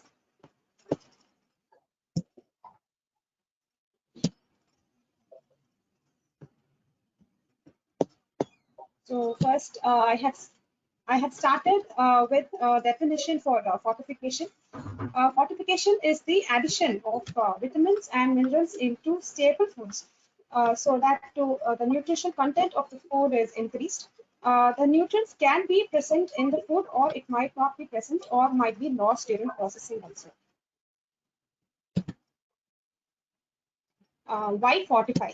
So one of the main reasons we fortify our food is to combat the deficiency of micronutrients in the population.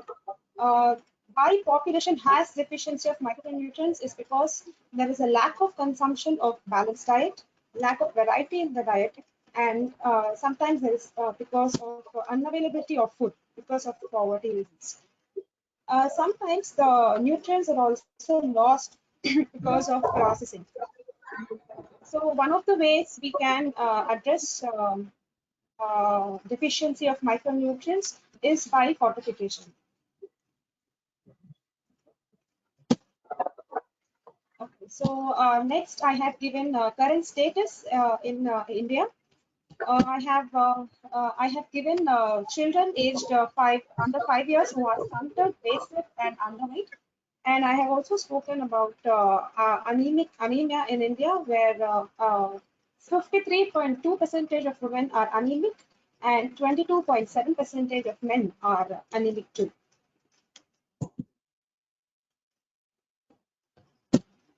More than a quarter of India's vitamin A deficient children are residing in India.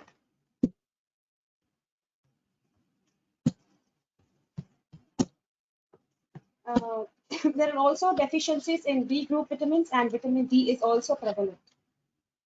So I have given certain statistics. Vitamin D deficiency, anemia in India, prevalence of anemia, neural tube defects. This is because of deficiency of folic acid. Next, I will be taking you through fortification through grains and cereals. So an average Indian derives his calories through grain and cereal. Rice is the staple food for India and followed by wheat. Then consumption of fruits. Divya, can I suggest you to put your presentation on a presentation mode because it's difficult to see it.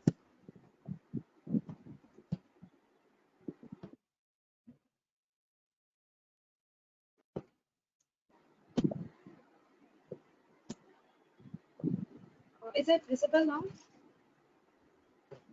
No.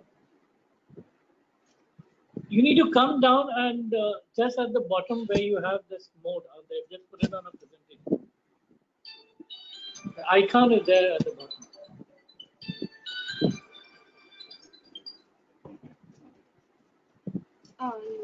I am actually showing my screen. Technical team, can you help her, please? No, yes, ma'am. Bottom. Ma'am, Bottom. control F press कीजिए ma'am. Control F. Sorry. Control F. Control F. Okay ma'am, ये bottom में आपके जो PPTs के bottom में यहाँ पे 4 icons दिखा रहे हैं. ये नोट्स है ना जो बॉटम में, उसके इधर डाउन मैम, जहाँ पे आपका कीबोर्ड है बॉटम, स्क्रीन के बॉटम में जाइए. यहाँ पे आपका अपडेटेड टाइम आता है ना, वहाँ पे ऊपर ये, हाँ, इस पे क्लिक कीजिए ma'am please.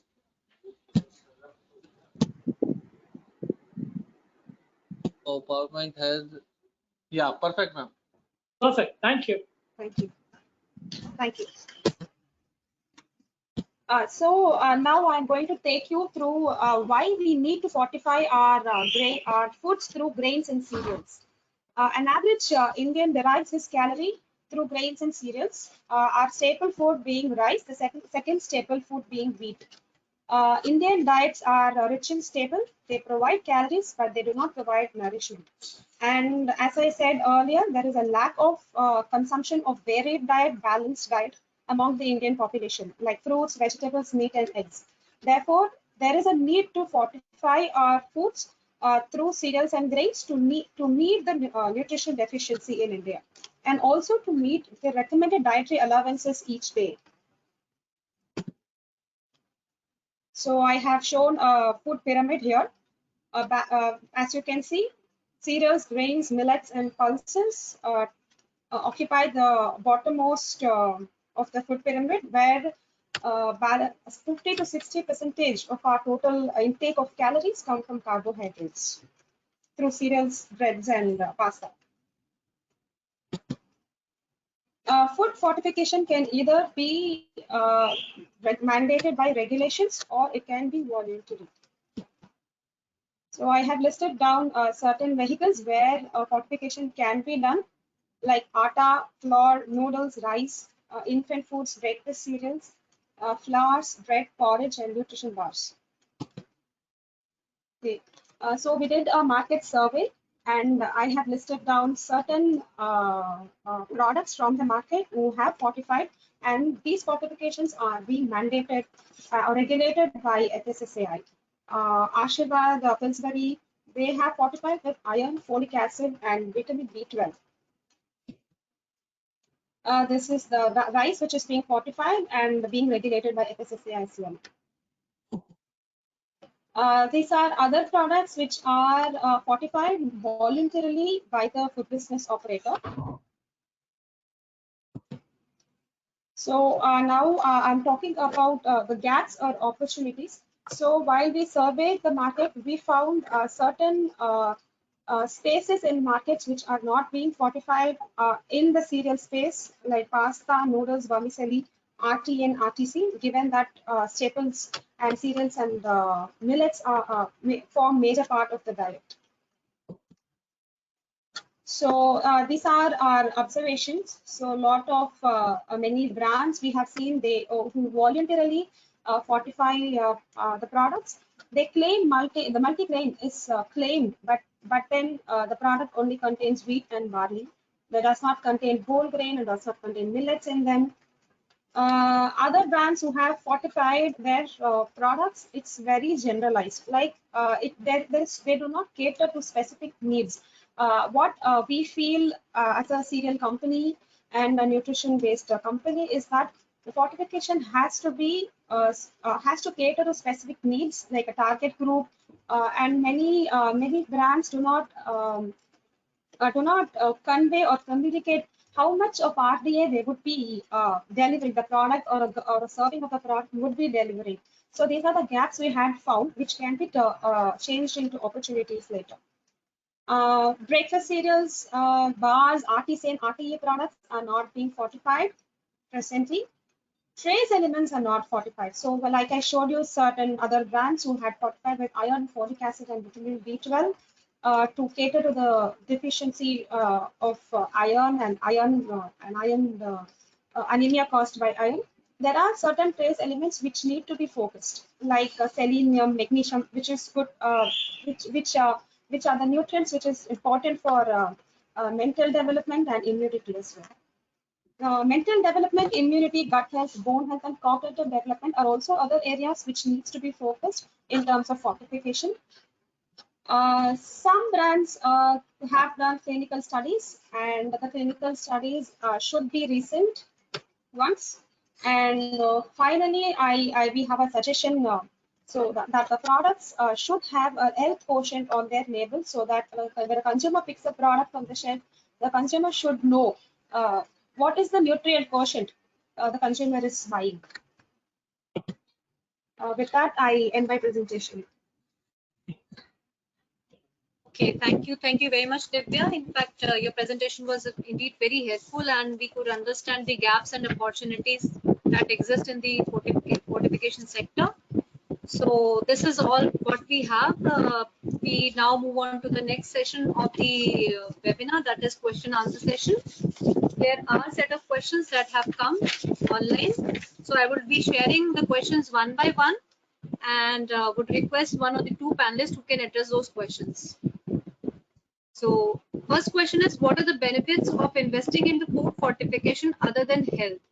I would now pass on this question to Dr. Pai, and then Arulalji can also answer it. Can you repeat the question, please? Yeah. What are the benefits of investing in food fortification other than health? Yeah. As can be seen, the fortified foods market is growing tremendously. And as I had given in my slides, before the end of this decade, it is going to be almost $1.4 trillion. So there is a huge market, and this is specifically because consumers are getting aware. They are realizing there is a connection between the nutrients and the health. And they want their family members to be healthy, and they want better nutritious foods. And if they cannot get from the regular food ingredients, they would have to use the fortified food. So this is a big incentive for the industry to come up with the fortified foods. Government also is helping them. In fact, FSSAI is already promoted this fortification program by lending their mark of +F to those industry companies who are conforming to their standards and their method of production or fortification. So this is a very good sign that the industry can benefit tremendously by having this kind of a fortified food marketed to the consumers. So I see a huge market for this.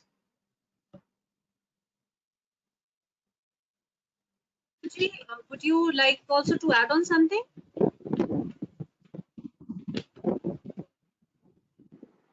Mr. Arunlal, would you also like to add on? Yes, I just wanted to put one point. It was well said by Dr. Pai from the industry point of view. I would like to say from the consumer point of view. Yes, for the industry, it's good. For the consumer, in terms of consuming fortified foods, in terms of health, the benefit which I get is basically enhancing my immune system. In today's time, what is very important is my immune system has to be very strong. And it is basically through the balanced nutritional diet of micronutrients, consuming the micronutrients in the right quantity as per the RDA levels, which is there in staple food and other dietary food, and the macronutrients which are. So it's important for the consumer, and it is beneficial to the industry, like what Dr. Pai rightly said. Thank you. So coming to the next question we have is food fortification a replacement to dietary deficiency? I would like to pass on this question to Ms. Nazneen.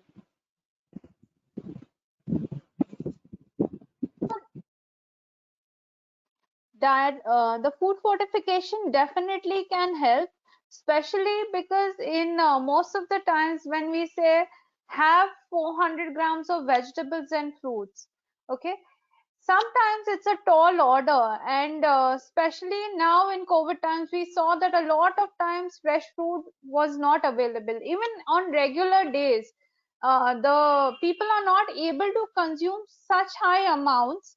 Okay, and so also we say eat your rainbow, at least have 3 vegetables and 2 fruits. But many a times these may not always be possible. Yes, you should aim to reach it, but if not, food fortification definitely helps in meeting these gaps.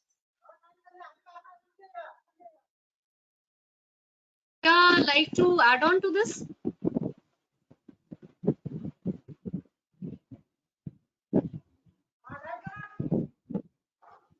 Divya, would you like to add on to this question? No. Thank you. Okay. So our next question is, what are the problems encountered in establishing food fortification programs?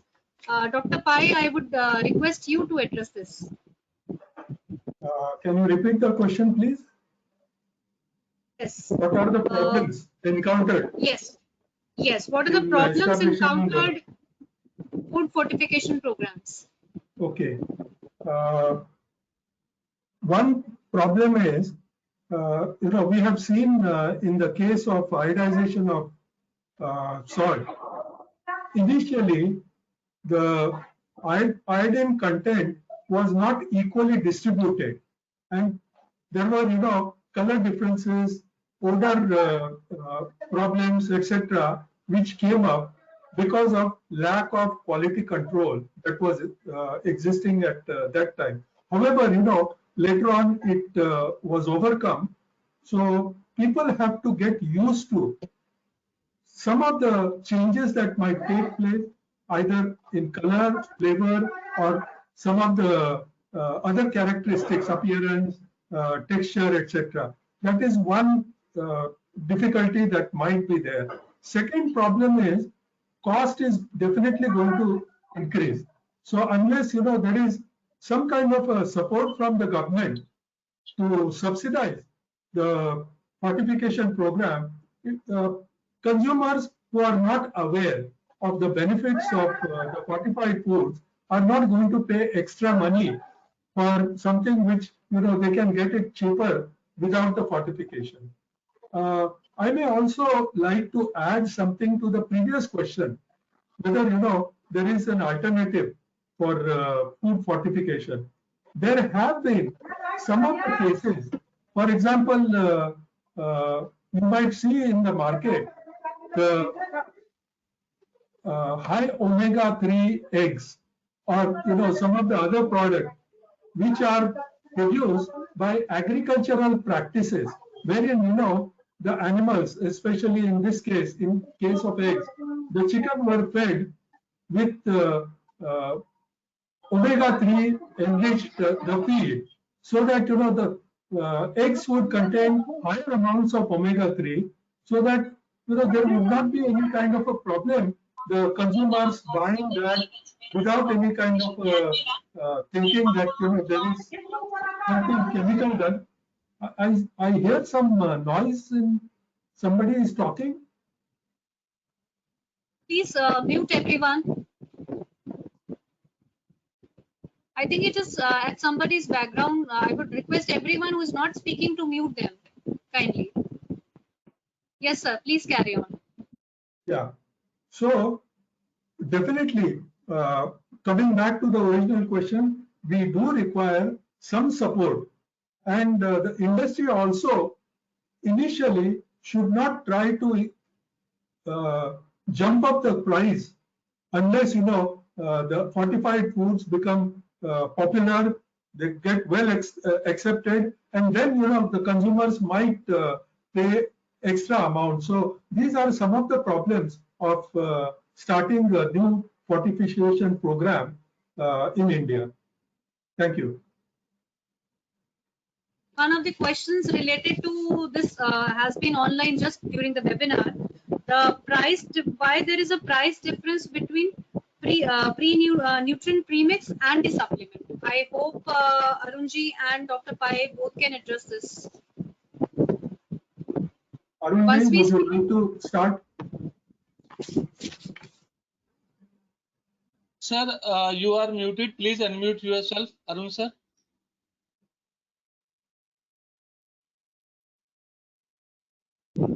Arun sir, you'll have to unmute yourself. Check कीजिए sir आप. Yeah, now I'm unmuted. I was muted from the organizer. Okay.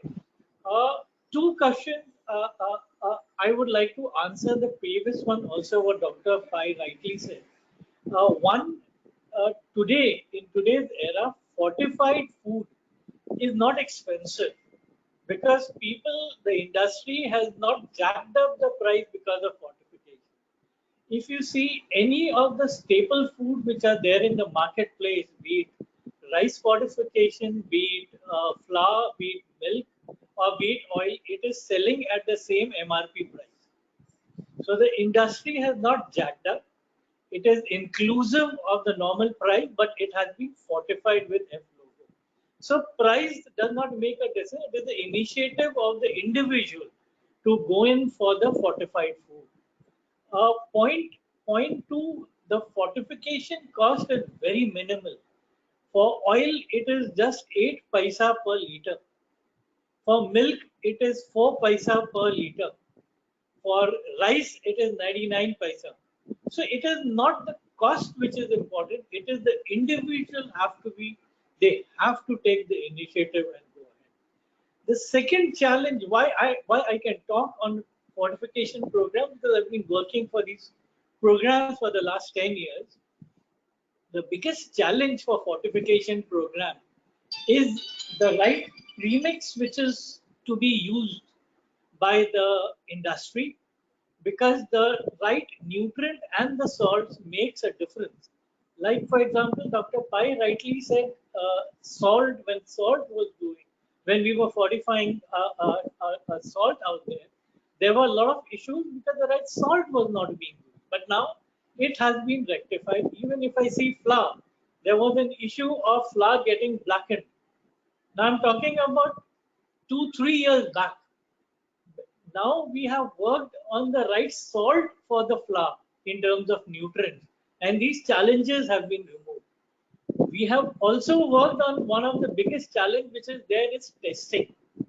The industry needs to test the raw material input which is coming in, that is the micronutrient, because that forms a major part of the food ingredient and the final product, which FSSAI is working on it now, and they have already instructed most of their FDAs and the FBOs with regard to method of analysis as to how the finished product needs to be tested and the raw material in terms of micronutrients needs to be tested. So I hope I have answered both the questions which were raised. Yes, so very, very rightly you've answered. In fact, one of the questions is interrelated, so would request you again to give your inputs. That is, do companies need a laboratory for testing nutrient content of fortified food?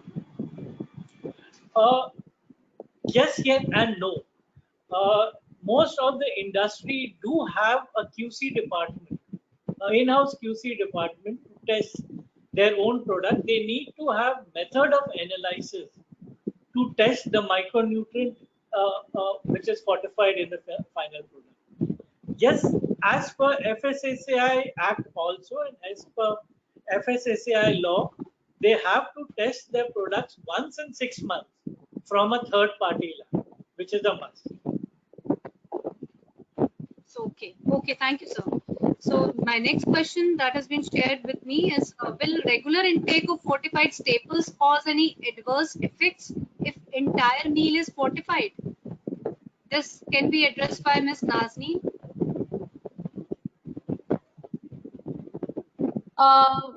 So yeah, ideally, fortification may not cause any challenges, especially because if it is a water-soluble vitamin, they will be thrown out in the urine. They'll be excreted in the urine, and otherwise there is even Divya mentioned, there are a lot of labels given which specify the RDS, and even at the FSSAI level, I think the dosage has been very, very well thought of and chalked off. So I don't think there is any overdosage which is there. So I don't see those challenges coming in at all. Okay, and a lot also depends on the individual's bioavailability and the kind of foods that they're eating at a household level and the dietary level. All of that also influence. So the chances of toxicity and overdosing are very, very minimalistic. Okay, one more question, Ms. Nazneen. What do you prefer? An athlete should refer his coach's reference for taking a sports supplement, or should he or she go for a dietitian? Ideally, they should go to a nutritionist, because the nutritionist has actually studied the entire requirement for the athletes. It can be a joint meeting. Ideally, we prefer to do a joint meeting because we often discuss training schedules, and based on every day's training schedules, we'll give. So it's a joint dialogue, but the final diet and the prescription is always given by a nutritionist. So we tell them that you all prescribe the exercises, we prescribe the nutritionist, but yes, there is a continuous dialogue and we work like a team. Okay, that should be a continuous effort. I mean, yeah, combined it is a continuous effort. And also, they keep going back and forth, because if you see the performance dropping, the coach gets back to the nutritionist saying that, ma'am, there's something which we need to add, and we'd add back. So it's an ongoing process. Okay. Can I add My to next that? question would be, Can I add to that? Yes, please go ahead, sir. Especially the sportsmen, boxers or some people, who are in the weight range, and sometimes they need to lose the weight, and because of the shortage of time, or they are in a hurry, they may not take care, or they may not consult a nutritionist or dietitian. This can lead to a lot of problems. So there are a lot of internet articles which will help them make their own choice. You can very easily buy of the supplements and sports nutrition items in the market without any prescription or without consulting anybody. So it's a very dangerous thing. So what Nazneen has brought out is a very important point. Right. They must be told to consult the dietitian or the nutritionist before taking any of these things. Now, some of the supplements in the market may also carry some highly bioactive materials like steroids or some such things, and those can be even problematic health-wise, as well as they might disqualify some of the athletes if they are tested for under that WADA or NADA. So that also is very important. So I fully endorse Nazneen's view that they must consult the nutritionist before taking any kind of medication or nutritional supplement. Thank you. Okay, thank you very much, sir. So next question is, which premixes are available for fortifying beverages? I would request if Mr. Mihir could address this.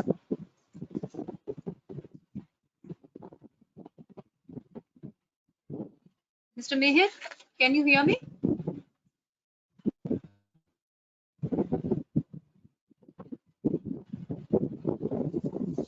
Hello.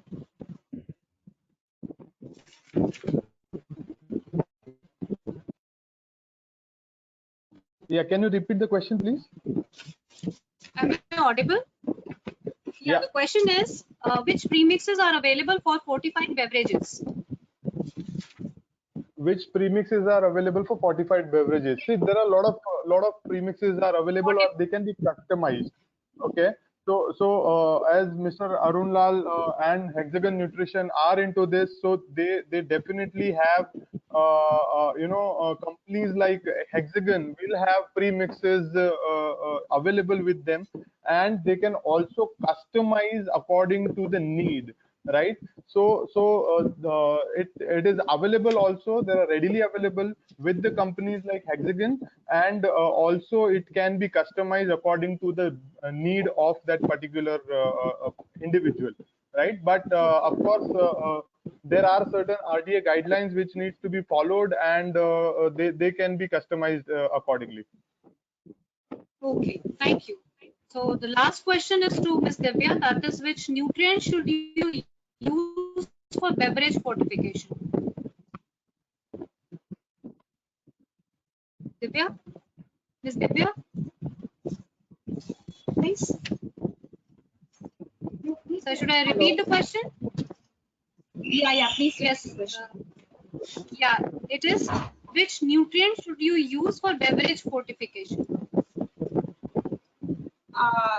There is no specific need of nutrient to be fortified into a beverage. It depends upon the target group you are directing the beverage to, the functions you wish to claim on the product, and the need you want to address. So there is no particular nutrition. Like we had launched a product, a grain-based product last year, where we had targeted it to kids aged 7 to 9 years. And our RDA, we had developed a philosophy, nutrition philosophy, delivering 33% of RDA of key nutrients in every slot. So it depends upon the nutrition design of the product and the philosophy developed by the company. There is no hard and fast rule as to which nutrient has to be fortified into the beverage. Okay, thank you very much. So here comes the end of our session. I would rather say enriched session of discussion with presentations and informative sessions from all the panelists. I would now request Mr. Vikas Jain, a senior member, ASSOCHAM, and MD of PMV Nutrients, to give the concluding remarks and formal vote of thanks. Thank you, Nirmala. I'm unmuted, right? Great. Thank you, Nirupama. Thank you very much. At the outset, I would like to thank all the panelists on behalf of ASSOCHAM for participating in this wonderful discussion over the last 2 hours. Let me start with, I think, to summarize the entire event briefly. I think Mr. Anil Rajput-ji set the theme and the tone in a very perfect way, where he talked about what are the challenges with the FMCG, the diversity in the food which is happening and the way products are being developed, the PPP which is required to ensure that the malnutrition can really be eliminated, and the fortification on the staples which is mandated in certain categories and also now being done voluntarily, as we have seen through the deliberations on some of the RTD products, ready-to-eat products as well. So I think all these will go a long way in trying to address the challenges we have with, I would say, malnutrition per se. Then I think now going to Vikram Kelkarji, I think as always, he has been able to put in all the aspects of challenges of the food industry in a very concise manner, and trying to list out the opportunities and the problems which are correlated for sure. But then I would not agree less with him that larger the problems, larger the opportunities as well. So I think that is what we have in this COVID time, where we have a large problem on hand, and equally are the large opportunities available today to get into, I think, what one of the presenter also talked about, being the Atmanirbhar Bharat. I think that is where the opportunity lies for us also in the industry. And definitely the replacement part, what we are talking about, whatever we can do within the country, I think is going to be great. Going forward, has a lot of opportunity and business openings for a lot of people, a lot of technical entrepreneurs who would want to start up. So it's a good time to look at that. I think collaboration was a wonderful idea, Vikramji, where you said that there could be shared capacity utilizations, etc. It's a very nice thought and a way to go about. But yeah, the only thing is the competitive spirit needs to be taken care of. So other than that, I think your conclusion with the comments from Mr. Nixon, I think definitely if we are to interpret it, we are only defeated when we stop fighting. So that is what it is. And I must say a good compliment to your marketing team creating those animated whiteboards. I think that gives a very good interactive understanding for a lot of the issues and basic knowledge dissemination. Coming to Mr. Pai, it was an honor, sir, listening to the most, I would say, experienced and the most revered, I would say, a knowledge bank on nutrition and proteins and leading PFNDAI over the years. I think, sir, very well rightly said by you that there is a $1.4 trillion opportunity sitting. I think no doubt about it. We in India now really have to look at how are the entrepreneurs in India able to catch up onto this, and what best support can we get from the government in terms of, I would say, not that we are looking at subsidies or grants all the time, but it is also on the overall ease of doing business in getting our permissions, getting our regulatory compliances in place in the shortest possible time, and getting overall, as I say, on the ease of doing business. Now, the 3,000 crore business opportunity which you mentioned in India, I think is not even peanuts when we compare to the 1.4 trillion opportunity by 2028. So there is definitely a big opportunity here for India to look at being a fortified supplement supply base for fortification. And so I think there is definitely a silver lining in the cloud when I talk about the industry overall to look at the fortification business.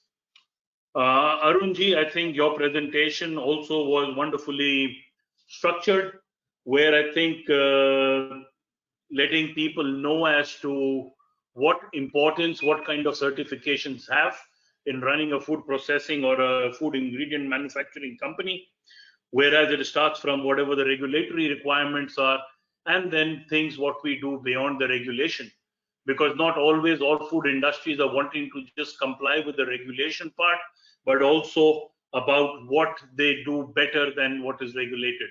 So I think that is where it really goes to speak on the different stages of process of what your company adopts in terms of quality control at every stage, and how each of the micronutrients can be tailor-made for specific applications. And I think your observation about the RDA notification of 2019, and I think if I'm not wrong, FSSAI probably after first of now, just now last week itself, has taken out a mandate to say that they need to want stricter monitoring of RDA claims being made by brand owners. So I think that is where we need to be now more onerous as food manufacturing companies, where underdose being one part, even overdose of micronutrients could be a problem. So I think that is where the story remains, that RDAs will be now more strictly monitored. Coming on to when I was smiling when you mentioned about the marginal cost in paisas, what it has for some of the products.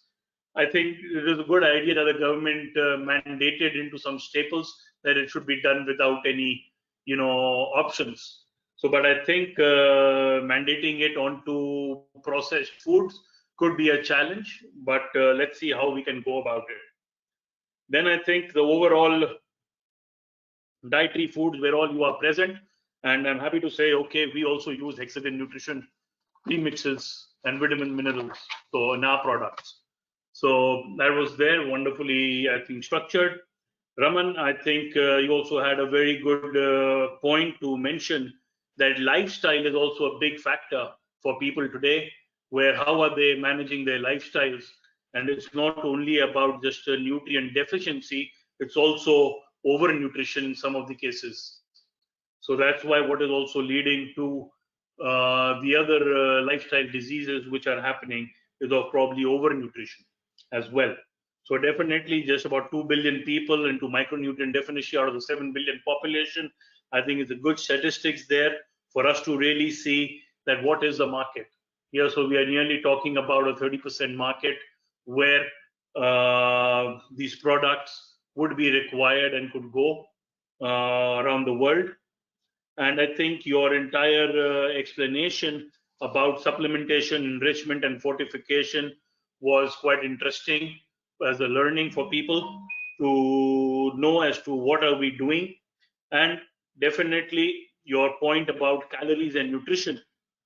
There are calories which are being consumed, but whether they're really nutritive or not, I think was a good differential point to really think about. Coming to me here, I think you also re-emphasized the point of calories and nutrition, which Raman had made, and I think you're very right with the diets, what people are opting now, and they're looking more towards plant-based diets.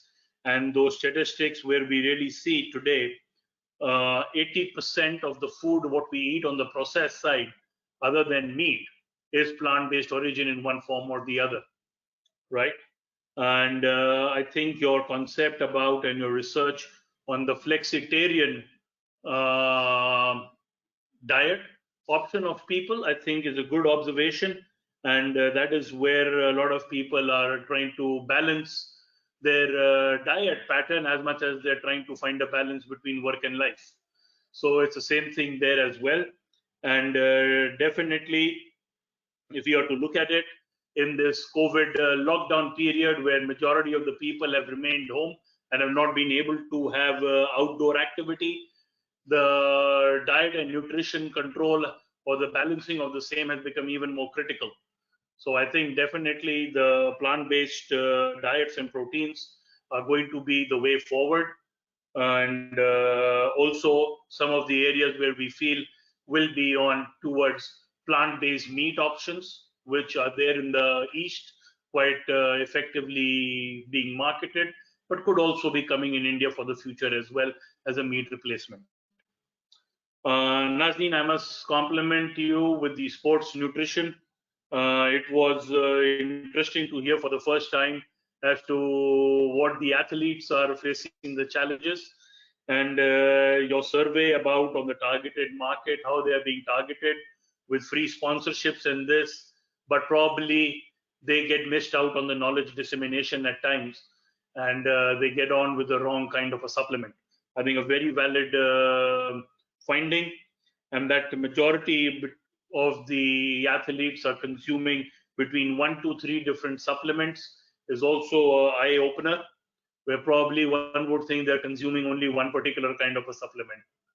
And then I think your survey and study, what you mentioned about the kind of nutritional sources, what they're looking at, in which your protein, glutamine, and the other aspects covered up the bulk of it in terms of the supplements, what they are looking at.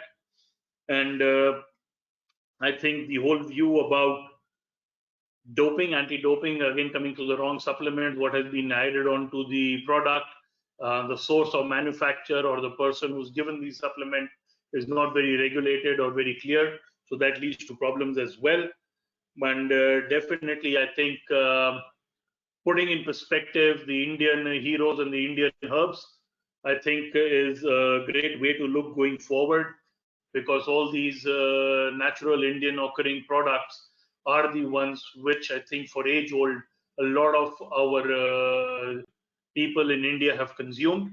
And I think today also in this challenging COVID time, what is being prescribed is out of the, again, Ayurveda studies, is that things like haldi and the other dushandas and all that, cinnamons, are all going to help boost your immunity. So I think going forward, these Indian herbs will definitely find a lot of application in their products, which the industry makes.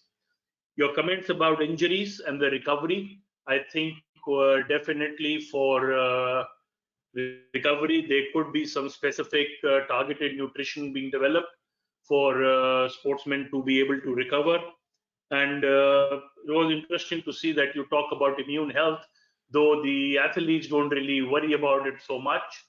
But I think that's again a thing to really look and think about, to bridge that gap and ensure that, again, yes, what you mentioned, the 95% of the athletes are coming in from a much rural background and a much more economically weaker background, so they don't get the ability to get that perfect nutrition. So I think to make some of the products cost effective, so that the entire sports and athletic community can benefit from it, would be a good way to go forward.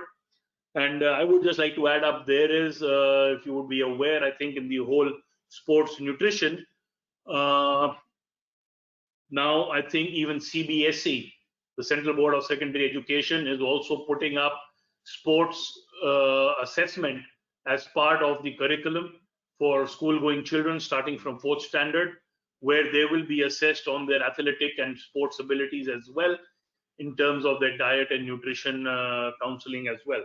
So that's again a great opportunity to be there and to look at it. Divya, I think again from Manna Foods, we have seen your products in the South market, very targeted, very specific, and looking at both on the staple side and onto the value-added products. Your view that the gaps, what you find, and the opportunities in some of the product ranges in terms of pasta, noodles, vermicellis, I think is well taken. So there's definitely, we find an opportunity where these products could be fortified and nutrition provided. But now if I look at, I think also the other side is about what you highlighted, that some of the claims which people are making on their products and brands are probably not in alignment to what is there actually on the label. And in terms of the multi-grain or the clinical studies, what you're mentioning, and your idea about, now I would to say, on the nutrient quotient, on the health claim, on the health index of a particular food product, a good idea, but I think it's a long way ahead. We in FSSAI are now already coming on with FOP labeling, front of pack labeling, try to identify HFS as foods, etc. The whole thing here would be, according to me, would be the consumer education on reading the label. because still what we had surveyed at one time, and we found that it's still probably only 15% of the consumers who really read a label before buying a product. So I think consumer education really needs to go a long way to be able to have a well-educated consumer who is able to understand what is there on the label. So I think that's how I would like to summarize. And thank you, everyone, and thank you, ASSOCHAM, for organizing this wonderful event again. We've had very good participation from India and overseas, and just hoping now we get back to normal, where rather than webinars, we can have more face-to-face interactions over a cup of coffee or a meal. Yeah, thank you. Thank you, Nirupama. Back to you. Great, sir. Thank you. Thank you once again, everyone, to Vikram Kelkar, sir, and Arunalji for collaborating with us. Thank you, all the panelists. We'll be taking you on board again for the next opportunity. Thank you, Dr. Pai. Thank you, everyone. Thank you. Thank you. Thank you, everyone.